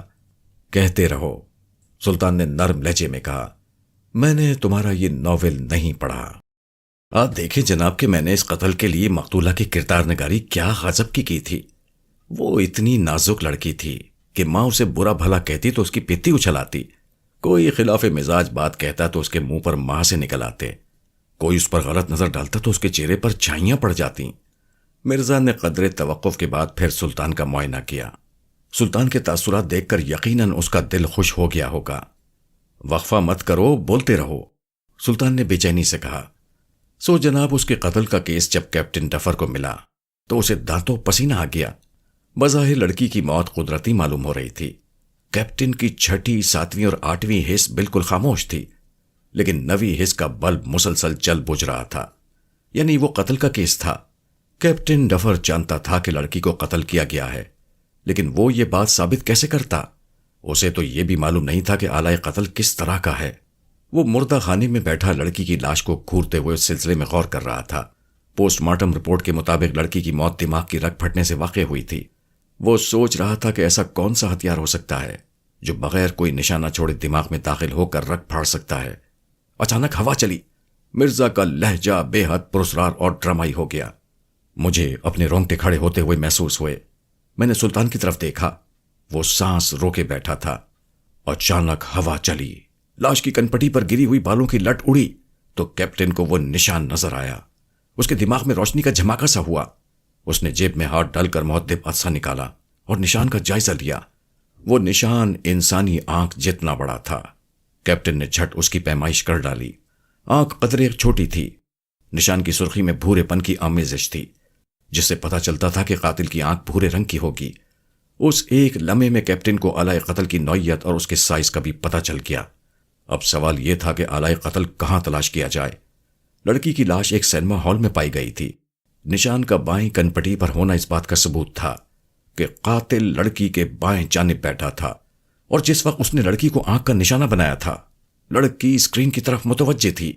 اب سوال یہ پیدا ہوتا تھا کہ لڑکی کو لا علمی میں آنکھ مارنے کا کیا فائدہ ہو سکتا تھا۔ اس الجھن کو کیپٹن کی 12ویں حص نے رفع کر دیا۔ جواب سیدھا سادہ تھا۔ قاتل نے لڑکی کو اپنی طرف متوجہ کیا ہوگا، لیکن عین موقع پر لڑکی اسکرین کی طرف متوجہ ہو گئی ہوگی۔ قاتل اپنی آنکھ کا ٹریگر دبا چکا ہوگا۔ اب کچھ نہیں ہو سکتا تھا۔ ویسے اگر اس نے لڑکی کو سامنے سے آنکھ کا نشانہ بنایا ہوتا تو وہ مرنے سے بچ جاتی۔ زیادہ سے زیادہ اس کے چہرے پر طویل عرصے کے لیے داغ پڑ جاتا۔ اب کیپٹن کے لیے قاتل کی تلاش کا کام درپیش تھا۔ اس کے پاس آلائے قتل سے متعلق پوری تفصیل موجود تھی۔ اس کے باوجود کیس الجھ گیا۔ بدقسمتی سے قاتل ٹرک کے حادثے میں مارا گیا، اور اس کی وصیت کے مطابق اس کی ایک آنکھ کسی یکچشم کروڑ پتی دوشیزہ کے لگا دی گئی۔ یہ وہی آنکھ تھی جو قتل کی مرتکب ہوئی تھی۔ کیپٹن ڈفر تحقیق کرتے کرتے کروڑ پتی دوشیزہ تک پہنچ گیا۔ دوشیزہ کی ایک آنکھ سیاہ تھی اور دوسری بھوری۔ بھوری آنکھ در حقیقت آلائے قتل تھی، جبکہ بائیں آنکھ جو کہ آلائے قتل تھی، مقتولہ کی بائیں جانب اس کی بائیں کنپٹی کو متاثر نہیں کر سکی تھی۔ اس کے علاوہ اس دوشیزہ کا کہنا تھا کہ وہ زندگی میں کبھی چماٹا کینیز نہیں گئی، اور نہ ہی اس نے وہ فلم دیکھی تھی، بلکہ اس نے تو یہ ثابت کر دیا تھا کہ جس روز قتل کی واردات ہوئی وہ یک چشم تھی، یعنی آلائے قتل اس کے پاس نہیں تھا۔ کیپٹن ڈفر، ارے بند کرو یہ بکواس، سلطان کھڑے ہوتے ہوئے تاڑا۔ میں متوالی آنکھ کی کہانی بڑی دلچسپی سے سن رہا تھا۔ یک لخت چونک پڑا۔ مرزا دہشت بیگ کا چہرہ زرد ہو گیا۔ او ایک کرسی چھوڑ دو اور سیدھے کھڑے ہو جاؤ قاتل، سلطان پھر تھاڑا۔ مرزا دہشت بیگ بوکھلا کر اٹھ کھڑا ہوا۔ اس کی ٹانگیں پھر نفی میں ہلنے لگیں۔ سیدھے کھڑے ہو جاؤ اور مجھے آج کی واردات کے بارے میں سچ سچ بتاؤ، سلطان پھر چلایا۔ وہ علی جناب، آج تو کوئی واردات نہیں ہوئی۔ مرزا گھگیانے لگا۔ وہ تو ہم پریکٹس، میرا مطلب ہے ریہرسل کر رہے تھے۔ میں ایک نیا ناول لکھنے کی تیاری کر رہا تھا۔ اوے، کبھی آئینے میں اپنا وجود دیکھا ہے؟ بالکل چوسا ہوا گنا نظر آتے ہو۔ لیکن یاد رکھو، میں تمہارے لیے رس نکالنے والی مشین ثابت ہوں گا۔ میں اب بھی تمہارا رس نکال سکتا ہوں۔ سلطان پھر مثالیں دینے پر اتر آیا۔ اس کی تازہ مثال سن کر مجھے زور کی ہنسی آئی، لیکن میں نے دونوں ہاتھوں سے اپنا منہ بھینچ لیا۔ مرزا کے چہرے سے اندازہ ہوتا تھا کہ وہ پہلے ہی جھٹکے میں رس سے بالکل محروم ہو چکا ہے۔ میں سچ، وہ ہکلانے لگا۔ میں پوچھتا ہوں لاش کہاں ہے؟ سلطان دھڑا۔ وہ تو ابو العمران کو معلوم ہوگا، مرزا نے جواب دیا، اور میں نے اپنا سر پیٹ لیا۔ ہیں؟ اس چکر میں پیر بھائی؟ خیر، اس مرتبہ ایسا رگڑوں گا جیسے نیولا سانپ کو رگڑتا ہے۔ مجھے بہت زور کا غصہ آیا، جی چاہا کہ مردود کی اچھی طرح دھنائی کروں، لیکن مرزا کی طوطا چشمی کا مکمل مظاہرہ دیکھنے کی خاطر خود پر جبر کر لیا۔ اچھا، اب تم پوری کہانی سنا ڈالو، سلطان نے غراتے ہوئے کہا۔ عالیجا، میں شادمان مارکیٹ سے گزر رہا تھا کہ میں نے ابو العمران کو ایک رکی ہوئی بس کے قریب اکڑو بیٹھے دیکھا۔ وہ بس کے نیچے کچھ دیکھ رہا تھا۔ بس پھر میں تجسس کے بارے میں وہاں پہنچ گیا۔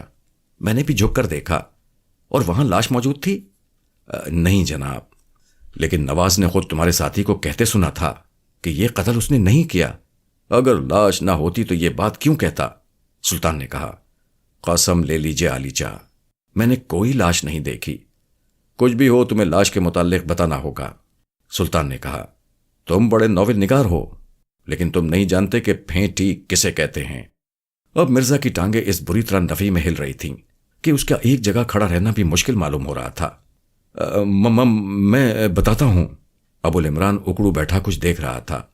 کچھ نظر تو نہیں آیا، لیکن میں نے سوچا کہ اس نے قتل کر کے لاش غائب کر دی ہوگی۔ اب احتیاطاً دیکھ رہا ہوگا کہ خون کا کوئی قطرہ وغیرہ تو نہیں رہ گیا ہے۔ بس پھر میں نے سچ اگلوانے کے لیے یہ ظاہر کیا جیسے لاش میں نے دیکھی ہے، اور میں اس کا حلیہ بیان کر سکتا ہوں۔ اس نے حلیہ سن کر بھی میرے بیان کی تردید کی۔ میں آلۂ قتل کے متعلق بے سروپا ہانکتا رہا۔ اس نے اس کی بھی تردید نہیں کی۔ آدمی تم ذہین ہو، سلطان نے کہا۔ مرزا نے ہڈیوں پر مشتمل اپنا سینہ پھلا لیا اور فخریہ انداز میں مسکرانے لگا۔ اوے سیدھے کھڑے رہو، یہ بتیسی بند کرو۔ سلطان کے تیور پھر بدل گئے۔ ابھی لاش نہیں ملی ہے، سمجھے؟ مرزا بالکل الف ہو گیا۔ وہ بھی مل جائے گی، اس نے بے حد خلوص سے کہا۔ عالی جناب بے حد ذہین افسر ہیں۔ سلطان خوش نظر آنے لگا، لیکن اگلے ہی لمحے اس نے پھر تیور بدل لیے۔ لاش کا حلیہ بتاؤ۔ لیکن وہ فرضی حلیہ تھا جناب، مرزا نے فریاد کی۔ فرضی حلیہ ہی بتاؤ، سلطان غرایا۔ پھر اس نے دلیل دی۔ ابو العمران نے اسے تسلیم کر لیا تھا۔ اب مجھے بشمول اپنے کمرے میں موجود ہر شخص پر غصہ آ رہا تھا۔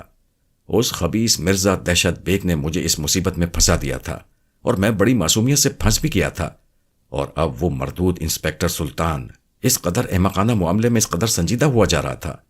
بتاؤ حلیہ، سلطان نے گرج کر کہا۔ مرزا نے وہی حلیہ بیان کرنا شروع کر دیا جو مجھے سنایا تھا۔ گویا وہ کسی افریقی لڑکی کی لاش تھی، سلطان نے پرتفکر لہجے میں کہا۔ لیکن نقوش دیسی تھے۔ کیا مطلب؟ ممکن ہے لاش پر قتل کے بعد میک اپ کر دیا گیا ہو، مرزا نے خیال آرائی کی۔ کیا بکواس ہے، سلطان نے اسے ڈانٹ دیا۔ اچھا، تم اپنے ساتھی کا نام ابو العمران بتاتے ہو؟ جی ہاں، لیکن وہ میرا ساتھی نہیں، وہ پہلے ہی سے جائے واردات پر موجود تھا۔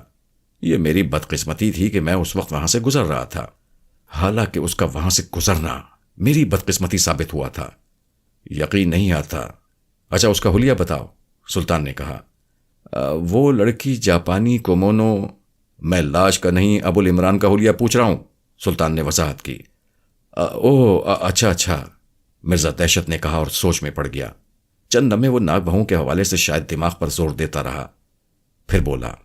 بوٹا سا قد ہے ان کا، چہرہ ہانگ کانگ کی گھڑی جیسا جس پر ہر وقت 12 بجے رہتے ہیں۔ یہ حال تھا اس کمبخت ناول نگار کے مشاہدے کا۔ فرضی لاش کا حلیہ کیسی تفصیل سے سنا رہا تھا، اور جیتے جاگتے ابو العمران کا حلیہ بیان کرتے وقت اسے ڈھنگ کے الفاظ اور تشبیہات نہیں مل رہے تھے۔ یہ کیا حلیہ بتا رہے ہو؟ سلطان نے اسے ڈانٹا۔ ٹھیک طرح سے بتاؤ۔ جی ہاں، دیکھیے، دائیں طرف کے بال گھنگریالے ہیں اور بائیں طرف کے بال سیدھے، آنکھیں چھوٹی چھوٹی اور بھورے رنگ کی ہیں، لیکن ڈھیلے چہرے پر ٹنگے ہوئے معلوم ہوتے ہیں۔ غور کرتے وقت وہ بھینگا معلوم ہوتا ہے۔ پیشانی تنگ ہے، ناک دائیں جانب ذرا سی جھکی ہوئی ہے، کبھی بائیں جانب ایک طرح کا رخسار ابھرا ہوا ہوتا ہے۔ ہونٹ موٹے موٹے ہیں، اور دہانہ اتنا بڑا کہ ہونٹوں کے گوشے کونوں سے راز و نیاز کرتے محسوس ہوتے ہیں۔ مسکرائے تو ہونٹ پھیلنے کی وجہ سے کان تک جا لگتے ہیں۔ ہنستا ہے تو رخساروں پر چھوٹی چھوٹی گٹھلیاں ابھر آتی ہیں، چلتا ہے تو پھدکنے کا گمان ہوتا ہے۔ مجھے پھر غصہ آ گیا۔ کم بخت کس قدر اطمینان سے اپنا حلیہ بیان کر رہا تھا۔ ہاں، یہ تو پیر بھائی کا ہی حلیہ ہے، سلطان نے کچھ سوچتے ہوئے کہا۔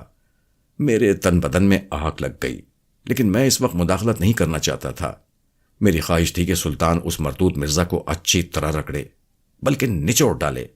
چنانچہ میں خاموش رہا۔ علی جا، میں اس ابو العمران کو خوب جانتا ہوں۔ گھر بھی دیکھا ہے اس کا؟ جی ہاں، بلکہ یہ بھی جانتا ہوں کہ گلی میں ایک کالی کلوٹی لڑکی سے فلیتا بھی لگا ہوا ہے اس کا۔ اچھا، سلطان نے کہا، پھر اچانک اس کا موڈ خراب ہو گیا۔ اچھا بکواس مت کرو، جانتے نہیں وہ میرا پیر بھائی ہے۔ اگر تم سچ کہہ رہے ہو تو میں اس لڑکی سے ابو العمران کی شادی کرا دوں گا۔ ارے ارے، نہیں علی جناب، مرزا نے فریاد کی، وہ لڑکی ہرگز اس قابل نہیں ہے۔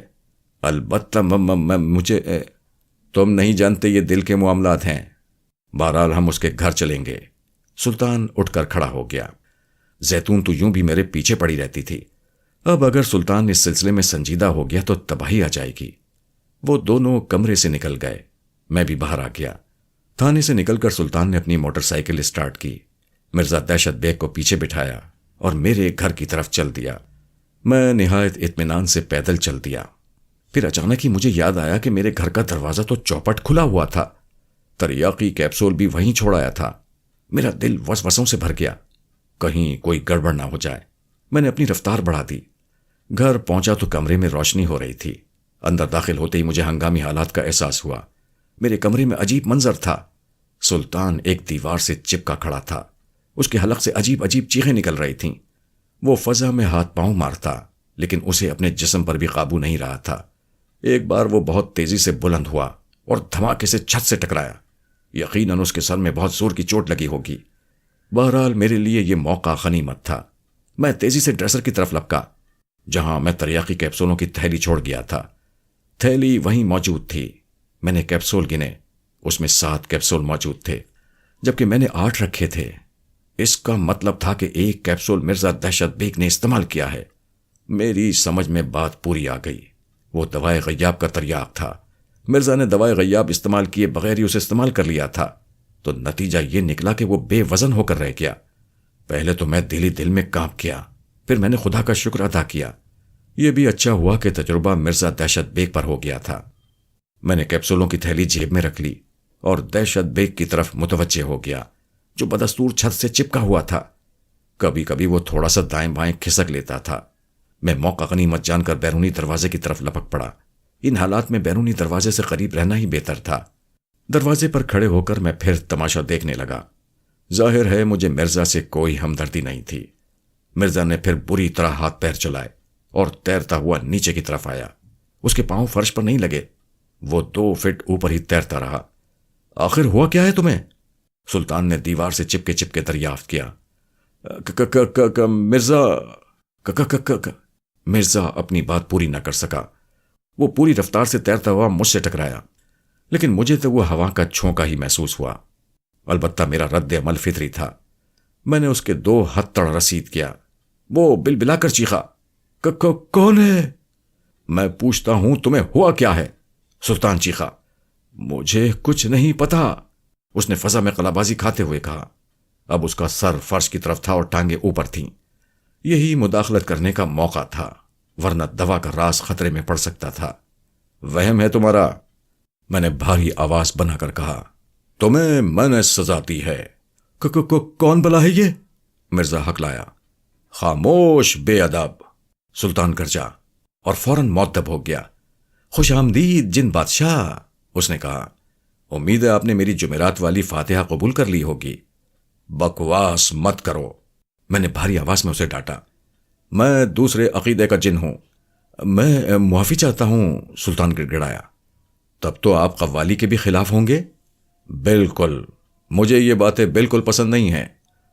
تب پھر میں آپ کی خدمت کیسے کروں؟ بس اپنے کام سے کام رکھو۔ وہ سیدھا کھڑا ہو گیا۔ اور یہ کیا قصہ ہے عالی مرتبت؟ اس نے فضا میں تیرتے ہوئے مرزا دہشت بیگ کی طرف اشارہ کیا، جو اب ہاتھ پاؤں نہیں مار رہا تھا، غالباً بے ہوش ہو گیا تھا۔ اس نے جھوٹ بول کر میرے دوست کو مصیبت میں پھنسانے کی کوشش کی تھی، اس کی سزا بھگت رہا ہے، میں نے کہا۔ لیکن تم یہاں کیسے؟ مما میں قتل کے سلسلے میں ابو العمران سے پوچھ گچھ کرنے حاضر ہوا تھا۔ دماغ خراب ہوا ہے؟ میں نے اسے ڈانٹا۔ کوئی قتل نہیں ہوا، ہر بات کو مسئلہ نہ بنایا کرو۔ وہ بوکھلا گیا۔ وہ اس مصیبت کو میرے گلے میں ڈال رہا تھا جسے دنیا مرزا دہشت بیگ کے نام سے جانتی تھی۔ اس کے جانے کے بعد تو میں اچھی خاصی مصیبت میں پھنس جاتا۔ ہرگز نہیں، تم ابو العمران سے ملے بغیر نہیں جا سکتے، میں نے کہا۔ سنیے تو، اس نے فریاد کی، لیکن میں نے چپ ساتھ لی۔ شہنشاہ تم نہیں بنتا، اس نے اپنے رخسار پیٹتے ہوئے کہا۔ چلے گئے؟ میں کمرے سے نکل آیا۔ دروازے کی اوٹ میں کھڑے ہو کر میں نے تریاقی کیپسول حلق سے اتار لیا۔ چند ہی لمحوں بعد مجھے اپنا سایہ نظر آ گیا اور میں کمرے کی طرف بڑھ گیا۔ یہ کیا ہو رہا ہے؟ میں نے اندر داخل ہوتے ہی کہا۔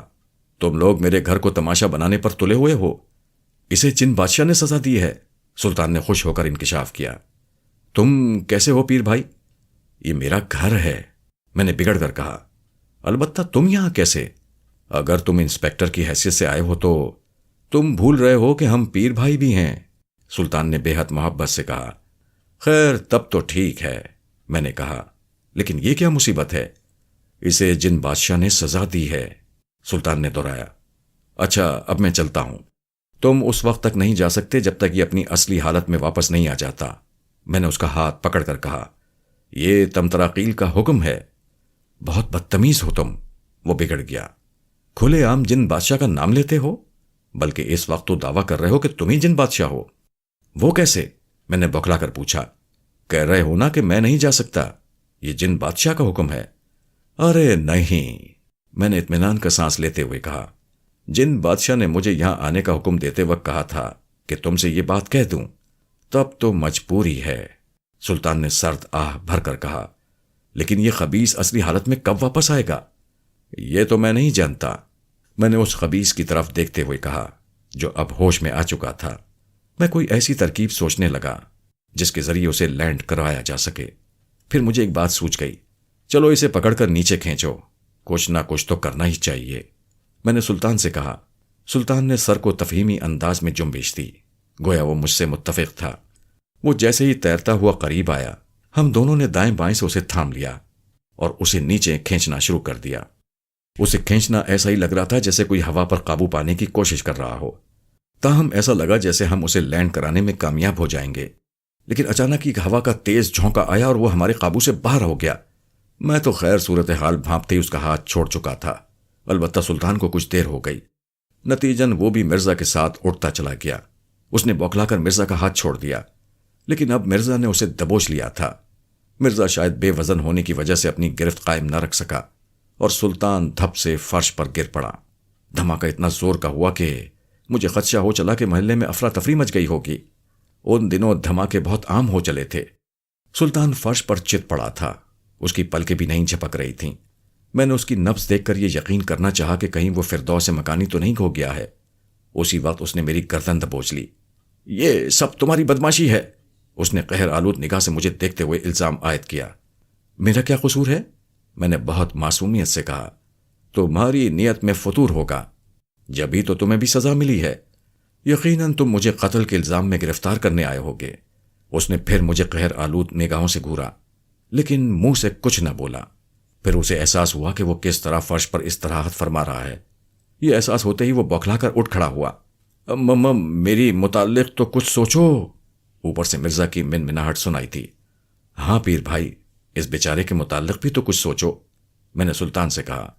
تم ہی سوچو، میرا بس چلے تو اسے پھانسی پر چڑھا دوں، سلطان غرا کر بولا۔ مرزا دہشت پھر منمنایا، لیکن اس بار اپنی بات کا مفہوم خود اس کے پلے بھی نہیں پڑا ہوگا۔ میں پھر غور کرنے لگا، کمرے کا جائزہ لیا کہ شاید کوئی ایسی چیز نظر آ جائے جس سے مرزا کی بے وزنی کا مسئلہ حل ہو سکے۔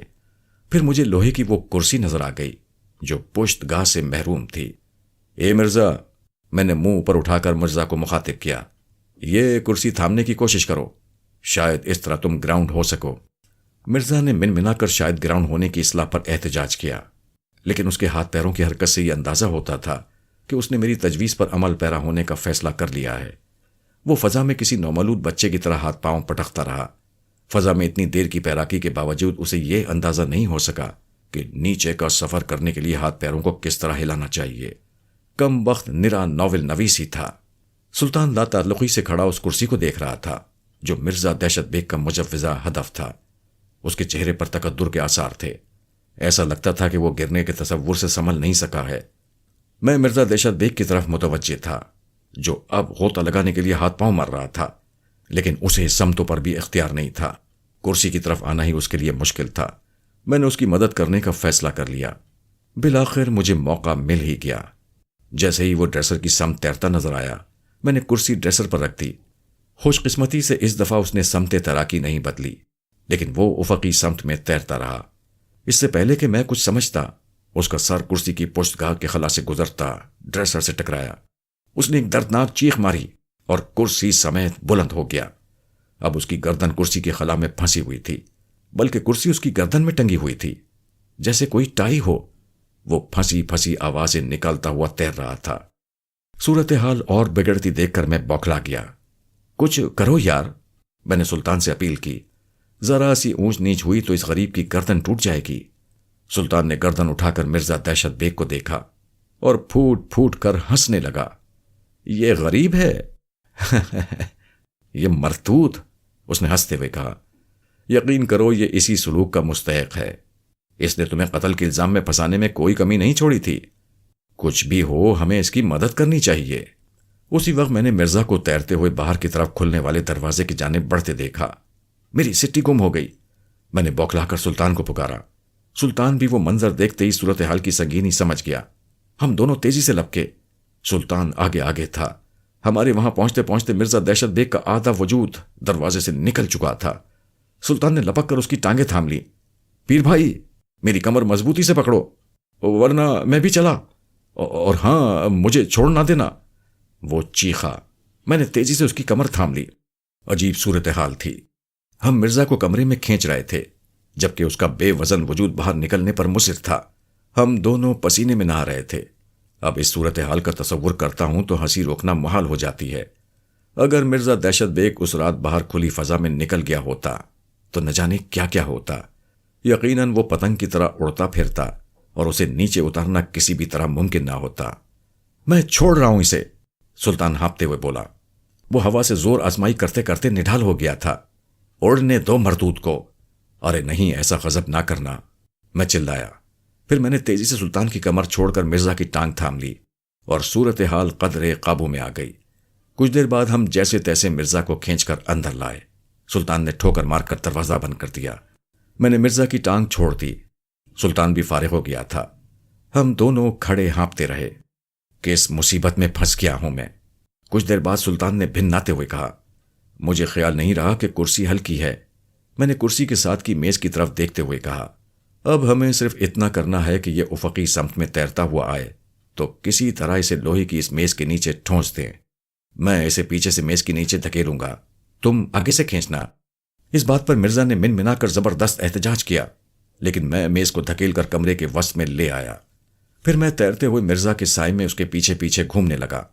جیسے ہی وہ مطلوبہ بلندی اور سمت میں آیا، میں نے سلطان کو ہوشیار کیا اور مرزا کو میز کی طرف دھکیلنا شروع کر دیا۔ دوسری طرف سلطان بھی مصروف ہو چکا تھا۔ ہم نے مرزا کو جیسے تیسے میز کے نیچے دھکیلا۔ اچانک ہوا کو کاٹتی ہوئی زوں کی آواز سنائی تھی۔ آواز کی سمت دیکھا تو میری روح فنا ہو گئی۔ مرزا دہشت بیگ تیزی سے نیچے آ رہا تھا اور میں عین لینڈنگ کے مقام پر کھڑا تھا۔ میں تیزی سے ہٹا، لیکن پھر بھی میری گردن اس کی زد میں آ گئی۔ شدید جھٹکا لگا اور میں سلطان کے اوپر ڈھیر ہو گیا۔ پھر ایک زوردار دھماکہ ہوا۔ اس کے بعد مجھے کچھ ہوش نہیں رہا۔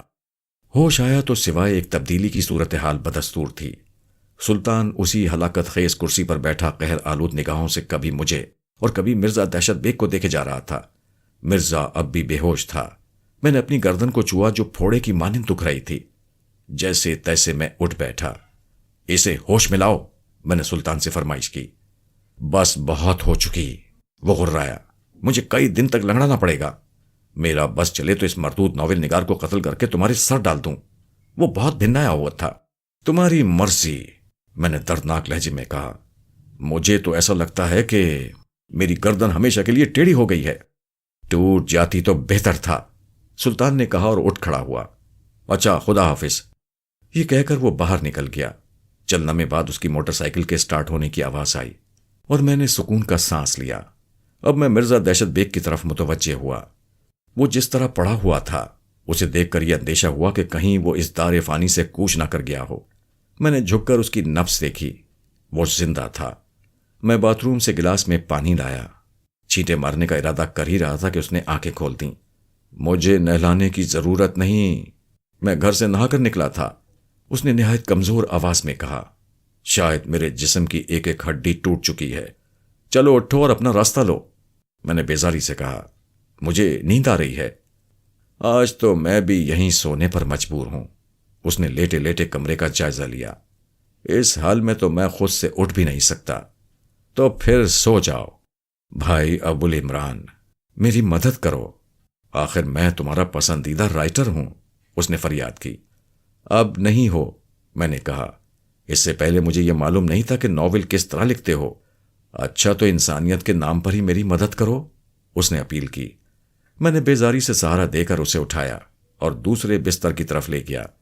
ہر قدم پر وہ ہائے ہائے کرتا، پھر بستر پر دراز ہوتے ہوئے بولا، اب اگر کچھ کھانے کو مل جائے تو میں آدھا زندہ ہو جاؤں گا۔ تمہارا آدھا زندہ ہونا بھی کم خطرناک نہیں ہے، میں نے کہا۔ لیکن مجھے یاد آ گیا تھا کہ میں بھی بھوکا ہوں۔ میں نے گھڑی دیکھی، 11 بج چکے تھے۔ خیر، میں دیکھتا ہوں کہ شاید کھانے کو کچھ مل جائے، یہ کہہ کر میں گھر سے نکل کھڑا ہوا۔ باہر ہر طرف سناٹا تھا۔ اللہ توکل ریسٹورنٹ بند ہو چکا تھا، لیکن ہوٹل کا پروپرائٹر باہر ہی چارپائی ڈال کر سوتا تھا۔ پہلے تو میں نے ادھر ادھر کھانے کے امکانات کا جائزہ لیا، لیکن بیکری بھی بند ہو چکی تھی۔ بالآخر میں نے رحیم کو اٹھانے کا فیصلہ کر لیا۔ ماحول پر طاری سناٹے میں پس منظر موسیقی کے طور پر رحیم کے خراٹے گونج رہے تھے۔ میرا خیال تھا کہ جب وہ سوتا ہوگا تو دوسرے یقیناً جاگنے پر مجبور ہوتے ہوں گے، لیکن برابر والی چارپائیوں پر سوئے ہوئے اس کے چاروں ملازم میرے اس خیال کی تردید کر رہے تھے۔ میں نے اللہ کا نام لے کر رحیم کو جھنجھوڑ ڈالا۔ 2 مرتبہ جھنجھوڑنے کا یہ نتیجہ نکلا کہ اس کا وجود فرسٹ گیئر میں آ گیا۔ اس کا اندازہ میں نے گاڑی کی آواز یعنی اس کے خراٹوں سے لگایا تھا۔ ایک بار اور جھنجھوڑنے سے وہ نیوٹرل میں آ گیا۔ بالآخر فضا ساکت ہو گئی، یعنی اس نے آنکھیں کھول دیں۔ چند لمحے وہ آسمان کی طرف دیکھتا رہا، پھر بولا، کون ہے؟ بھائی میں ہوں، بہت بھوک لگ رہی ہے، میں نے کہا۔ وہ بوکھلا کر اٹھ بیٹھا اور چاروں طرف دیکھنے لگا۔ اس کی آنکھیں قدرے پھیل گئی تھیں۔ انسان کو سوتے سوتے اٹھایا جائے تو وہ ہمیشہ ایسی ہی ناقابل فہم حرکتیں کرتا ہے۔ وہ بھی مجھے ہر طرف تلاش کر رہا تھا، جبکہ میں اس کے سامنے ہی کھڑا تھا۔ کون ہے بھائی؟ اس نے پوچھا۔ اس بار اس کی آواز لڑکھڑا رہی تھی۔ میں ہوں کالا چور، کھانا دیتے ہو یا نہیں؟ میں نے جھلا کر کہا۔ کم بخت نے آنکھیں کھول دی تھیں، لیکن جاگ کے نہیں دے رہا تھا۔ اس بار اس کا رد عمل بہت خوفناک ثابت ہوا۔ بھوت، اس نے بمشکل پھنسی پھنسی آواز میں کہا۔ میں نے اس کا ہاتھ تھام کر اسے یقین دلانا چاہا کہ میں بھوت نہیں ہوں، مگر میرا یہ عمل بے سود ثابت ہوا۔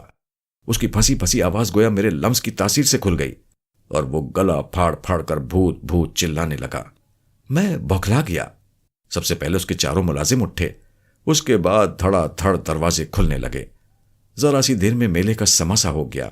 رحیم کی چیخیں سن سن کر کم از کم آدھا محلہ وہاں جمع ہو گیا تھا۔ مجھے چونکہ صورتحال کا بر وقت ادراک ہو گیا تھا، اس لیے میں نے اپنے بھوت نہ ہونے پر اصرار نہیں کیا، بلکہ دوائے غیاب کو دل ہی دل میں صلواتیں سناتا ہوا وہاں سے کھسک گیا۔ عجیب مصیبت تھی۔ بھوک لگ رہی تھی اور میں دن میں 30 دفعہ غائب ہو گیا تھا۔ خوش قسمتی سے دوا اور اس کا تریاق دونوں ہی اس وقت میری جیب میں موجود تھے۔ میں ایک تاریک گلی میں گھس گیا اور جیب سے دونوں تھیلیاں نکال لیں۔ وہاں گھپ اندھیرا تھا، میں رنگ نہیں دیکھ سکتا تھا، لیکن خوش قسمتی سے میرے پاس صحیح دوا پہچاننے کا ایک اور ذریعہ بھی موجود تھا۔ دوائے غیاب کے 5 کیپسول میں استعمال کر چکا تھا، جبکہ 3 ابھی تھیلی میں موجود تھے۔ تریاق کیپسول صرف 2 استعمال ہوئے تھے، ایک میں نے استعمال کیا تھا اور دوسرا مرزا دہشت بیگ نے استعمال کر کے اس کے خوفناک نتائج کا سامنا کیا تھا۔ مرزا دہشت کا خیال آتے ہی مجھے تریاق کیپسول سے ڈر لگنے لگا، لیکن حاضر ہونا بھی ضروری تھا۔ یوں تو دنیا میں ہر آدمی غائب ہونے کی صلاحیت حاصل کرنا چاہے گا، لیکن اس سلسلے میں کتنی پیچیدگیوں سے سابقہ پڑ سکتا ہے، اس کا اندازہ میرے سوا کوئی بھی نہیں لگا سکتا۔ بہرحال میرے پاس وہ کیپسول استعمال کرنے کے سلسلے میں 2 مدافعتی دلیلیں بھی تھیں۔ ایک تو یہ کہ مرزا دہشت نے بغیر دوائے غیاب استعمال کیے تریاق کیپسول اپنے جہنمی پیٹ میں اتارا تھا، اور دوسرے یہ کہ میرے لیے حاضر ہونا ناگزیر تھا۔ میں نے دونوں تھیلیوں کو ٹٹول کر کیپسول گنے اور پھر تریاق کیپسول نکال کر نکل گیا۔ اس کے بعد میں گلی سے نکل آیا۔ اب دیکھنا یہ تھا کہ میں حاضر ہوا ہوں یا نہیں۔ اب صرف یہی ڈر تھا کہ کہیں میں پبلک کے سامنے جلوہ گر نہ ہو جاؤں۔ محلے میں رت جگہ سا ہو گیا، آوازیں یہاں تک سنائی دے رہی تھیں، ہر شخص اپنی اپنی ہانک رہا تھا۔ بہرحال میں جیسے ہی روشنی میں پہنچا، مجھے اندازہ ہو گیا کہ خوش قسمتی سے میں فوراً ہی حاضر ہو گیا ہوں۔ میں پھر اللہ توکل ریسٹورنٹ کی طرف چل دیا۔ وہاں پہنچا تو پتا چلا کہ محفل جمی ہوئی ہے۔ رحیم میر محفل بنا بیٹھا تھا۔ وہ سنسنی آواز لہجے میں خود کو پیش آنے والے واقعے کو خوب بڑھا چڑھا کر بیان کرنے میں مصروف تھا۔ آؤ ابو میاں آؤ، مجھے دیکھتے ہی اس نے آواز لگائی۔ میں نے قریب پہنچ کر سب کو سلام کیا، پھر میں حرف مطلب زبان پر لے آیا۔ یار رحیم بھائی، بھوک لگ رہی ہے زبردست۔ اتنی رات گئے؟ آخر آپ وقت پر کھانا کیوں نہیں کھاتے؟ اس نے جواب دیا، پھر اپنے ملازم کی طرف متوجہ ہو گیا۔ او فضلو، ابو بھائی کو کھانا دے دے۔ فضلو مجھے ہوٹل میں لے گیا۔ سب سے پہلے اس نے پانی کا جگ اور گلاس لا کر رکھا، پھر بولا، کیا لاؤں جناب؟ پہلے یہ بتا کہ کھانے میں کیا کیا ہے؟ صرف آلو مٹر ہیں۔ ابے تو پھر تو مجھ سے یہ کیوں پوچھ رہا ہے کہ کیا لاؤں؟ میں نے جھنجھلا کر کہا۔ پوچھنا تو ہمارا فرض ہے، اس نے اخلاق بکھارا۔ اچھا لے آ۔ وہ کھانا لایا تو میں کھانے پر ٹوٹ پڑا۔ کھانے سے فارغ ہو کر میں نے فضلو سے ایک پلیٹ میں سالن نکلوایا اور 2 روٹیاں لیں، بل ادا کر کے باہر نکل آیا۔ ابھی میں 2 قدم ہی چلا تھا کہ پیچھے سے فضلو نے آواز لگائی، پلیٹ کے پیسے نہیں ہیں جناب۔ بکواس مت کر، صبح واپس دے جاؤں گا، میں نے کہا تو اس نے دانت نکال لیے۔ باہر آ کر میں نے رحیم کا شکریہ ادا کیا اور گھر کی طرف چل دیا، جو اب بھی قصہ خوانی کا بازار لگائے بیٹھا تھا۔ شکریہ تو اس بھوت کا ادا کرو ابو میاں جس نے مجھے اٹھا دیا، ورنہ اس وقت کھانا کہاں سے ملتا، رحیم نے جواب دیا۔ میں نے دل ہی دل میں اپنا شکریہ ادا کیا اور گھر کی طرف چل دیا۔ مرزا دہشت کھانا دیکھتے ہی از خود اٹھ بیٹھا، جیسے اسے کبھی کوئی تکلیف ہی نہ رہی ہو۔ البتہ کھانا کھاتے ہی اس نے ہائے ہائے شروع کر دی۔ اچھا اب بنو مت، میں نے ٹپٹ کر کہا۔ کھانا کھاتے وقت تو بالکل ٹھیک ٹھاک تھے، اور ہاں یہ تمہیں ہوا کیا تھا؟ ہونا کیا تھا، پولیس والوں کی غربت میں ہمیشہ میرے پیٹ میں درد ہونے لگتا ہے۔ ہاں ڈریسر پر کیپسول پڑے نظر آئے، پھر مجھے یاد آیا کہ بس کے پاس تم کس طرح اکڑو بیٹھے ہوئے تھے، یقیناً تم بھی پیٹ کے درد کے مریض ہوگے۔ درد شدید تھا، میں نے ایک کیپسول نگل لیا، 2-4 منٹ ہی تو خیریت رہی، پھر میں غبارے کی طرح اوپر اٹھتا چلا گیا۔ تو یہ بات ہے، میں نے کچھ سوچنے کی اداکاری کرتے ہوئے کہا۔ اسی لیے تمہیں سزا ملی ہے۔ یاد رکھو مرزا، اگر تم پر نزے کا عالم طاری ہوا اور کوئی ڈاکٹر تمہیں یہ بتائے کہ یہ کیپسول موت کی دوا ہے، تب بھی میرے گھر سے بلا اجازت کوئی چیز کبھی نہ اٹھا کر کھانا، ورنہ یقین کرو موت کو تلاش کرتے پھرو گے اور تمہیں مرنے بھی نہیں دیا جائے گا۔ پیٹ بری بلا ہے ابو البھائی، اس نے بھیکاریوں کے سے لہجے میں کہا۔ ویسے تم مجھ سے خفا کیوں ہو؟ مجھے معلوم ہے تم قابل اعتبار آدمی نہیں ہو، میں نے کہا۔ تم نے تو مجھے مروانے میں کوئی کسر نہیں چھوڑی تھی۔ اور ہاں، میرا حلیہ کیا بیان کر رہے تھے تم؟ اور زیتون سے میرا تعلق؟ میرے حساب سے تو تم جیسے آدمی کو پیدا ہوئے بغیر ہی مر جانا چاہیے تھا۔ اس کا رنگ اڑ گیا۔ ہاں یاد آتا ہے، جس وقت میں معلق تھا اس وقت میں نے ایک اجنبی آواز سنی تھی، بولنے والا نظر نہیں آ رہا تھا۔ اس نے کہا تھا کہ اسے میں نے سزا دی ہے۔ تم تراقیل کون ہے بھائی؟ وہ ایک جن ہے اور میرا بڑا معتقد ہے۔ جن؟ ارے باپ رے باپ، مرزا پیٹ پر ہاتھ پھیرتے ہوئے بڑبڑایا۔ کہاں رہتا ہے وہ؟ یہیں، اسی گھر میں۔ مرزا بوکھلا کر اٹھ بیٹھا۔ مجھ سے نہیں سویا جائے گا یہاں، میں اپنے گھر چلتا ہوں۔ مجھے کوئی اعتراض نہیں، میں نے سکون کا سانس لیتے ہوئے کہا، لیکن تم نے تم تراقیل کو اپنے کسی ناول کا کردار بنایا تو سمجھ لینا میری کیا مجال، اس نے کان پکڑتے ہوئے کہا اور اٹھ کر کھڑا ہو گیا۔ اچھا میں چلتا ہوں، خدا حافظ۔ اس کے جاتے ہی میں نے دروازہ بند کیا اور آ کر بستر پر ڈھیر ہو گیا۔ دوائے غیاب نے مجھے پھر تشویش میں مبتلا کر دیا تھا۔ دیر تک میں اس معاملے پر غور کرتا رہا۔ مجھے احساس تھا کہ ایک حماقت مجھ سے بھی سرزد ہوئی تھی۔ میں نے ذرا سی دیر میں 3 کیپسول کھا لیے تھے۔ دوسرے دوا کو صفوف میں تبدیل کیے جانے سے اس کی قوت میں بھی شدید اضافہ ہو گیا تھا۔ میں اس نتیجے پر پہنچا کہ دوا میں کوئی خرابی نہیں ہے، بلکہ مجھے ہی احتیاط برتنا چاہیے۔ یہ سب کچھ سوچتے سوچتے میں سو گیا۔ صبح آنکھ کھلی تو 8 بج چکے تھے۔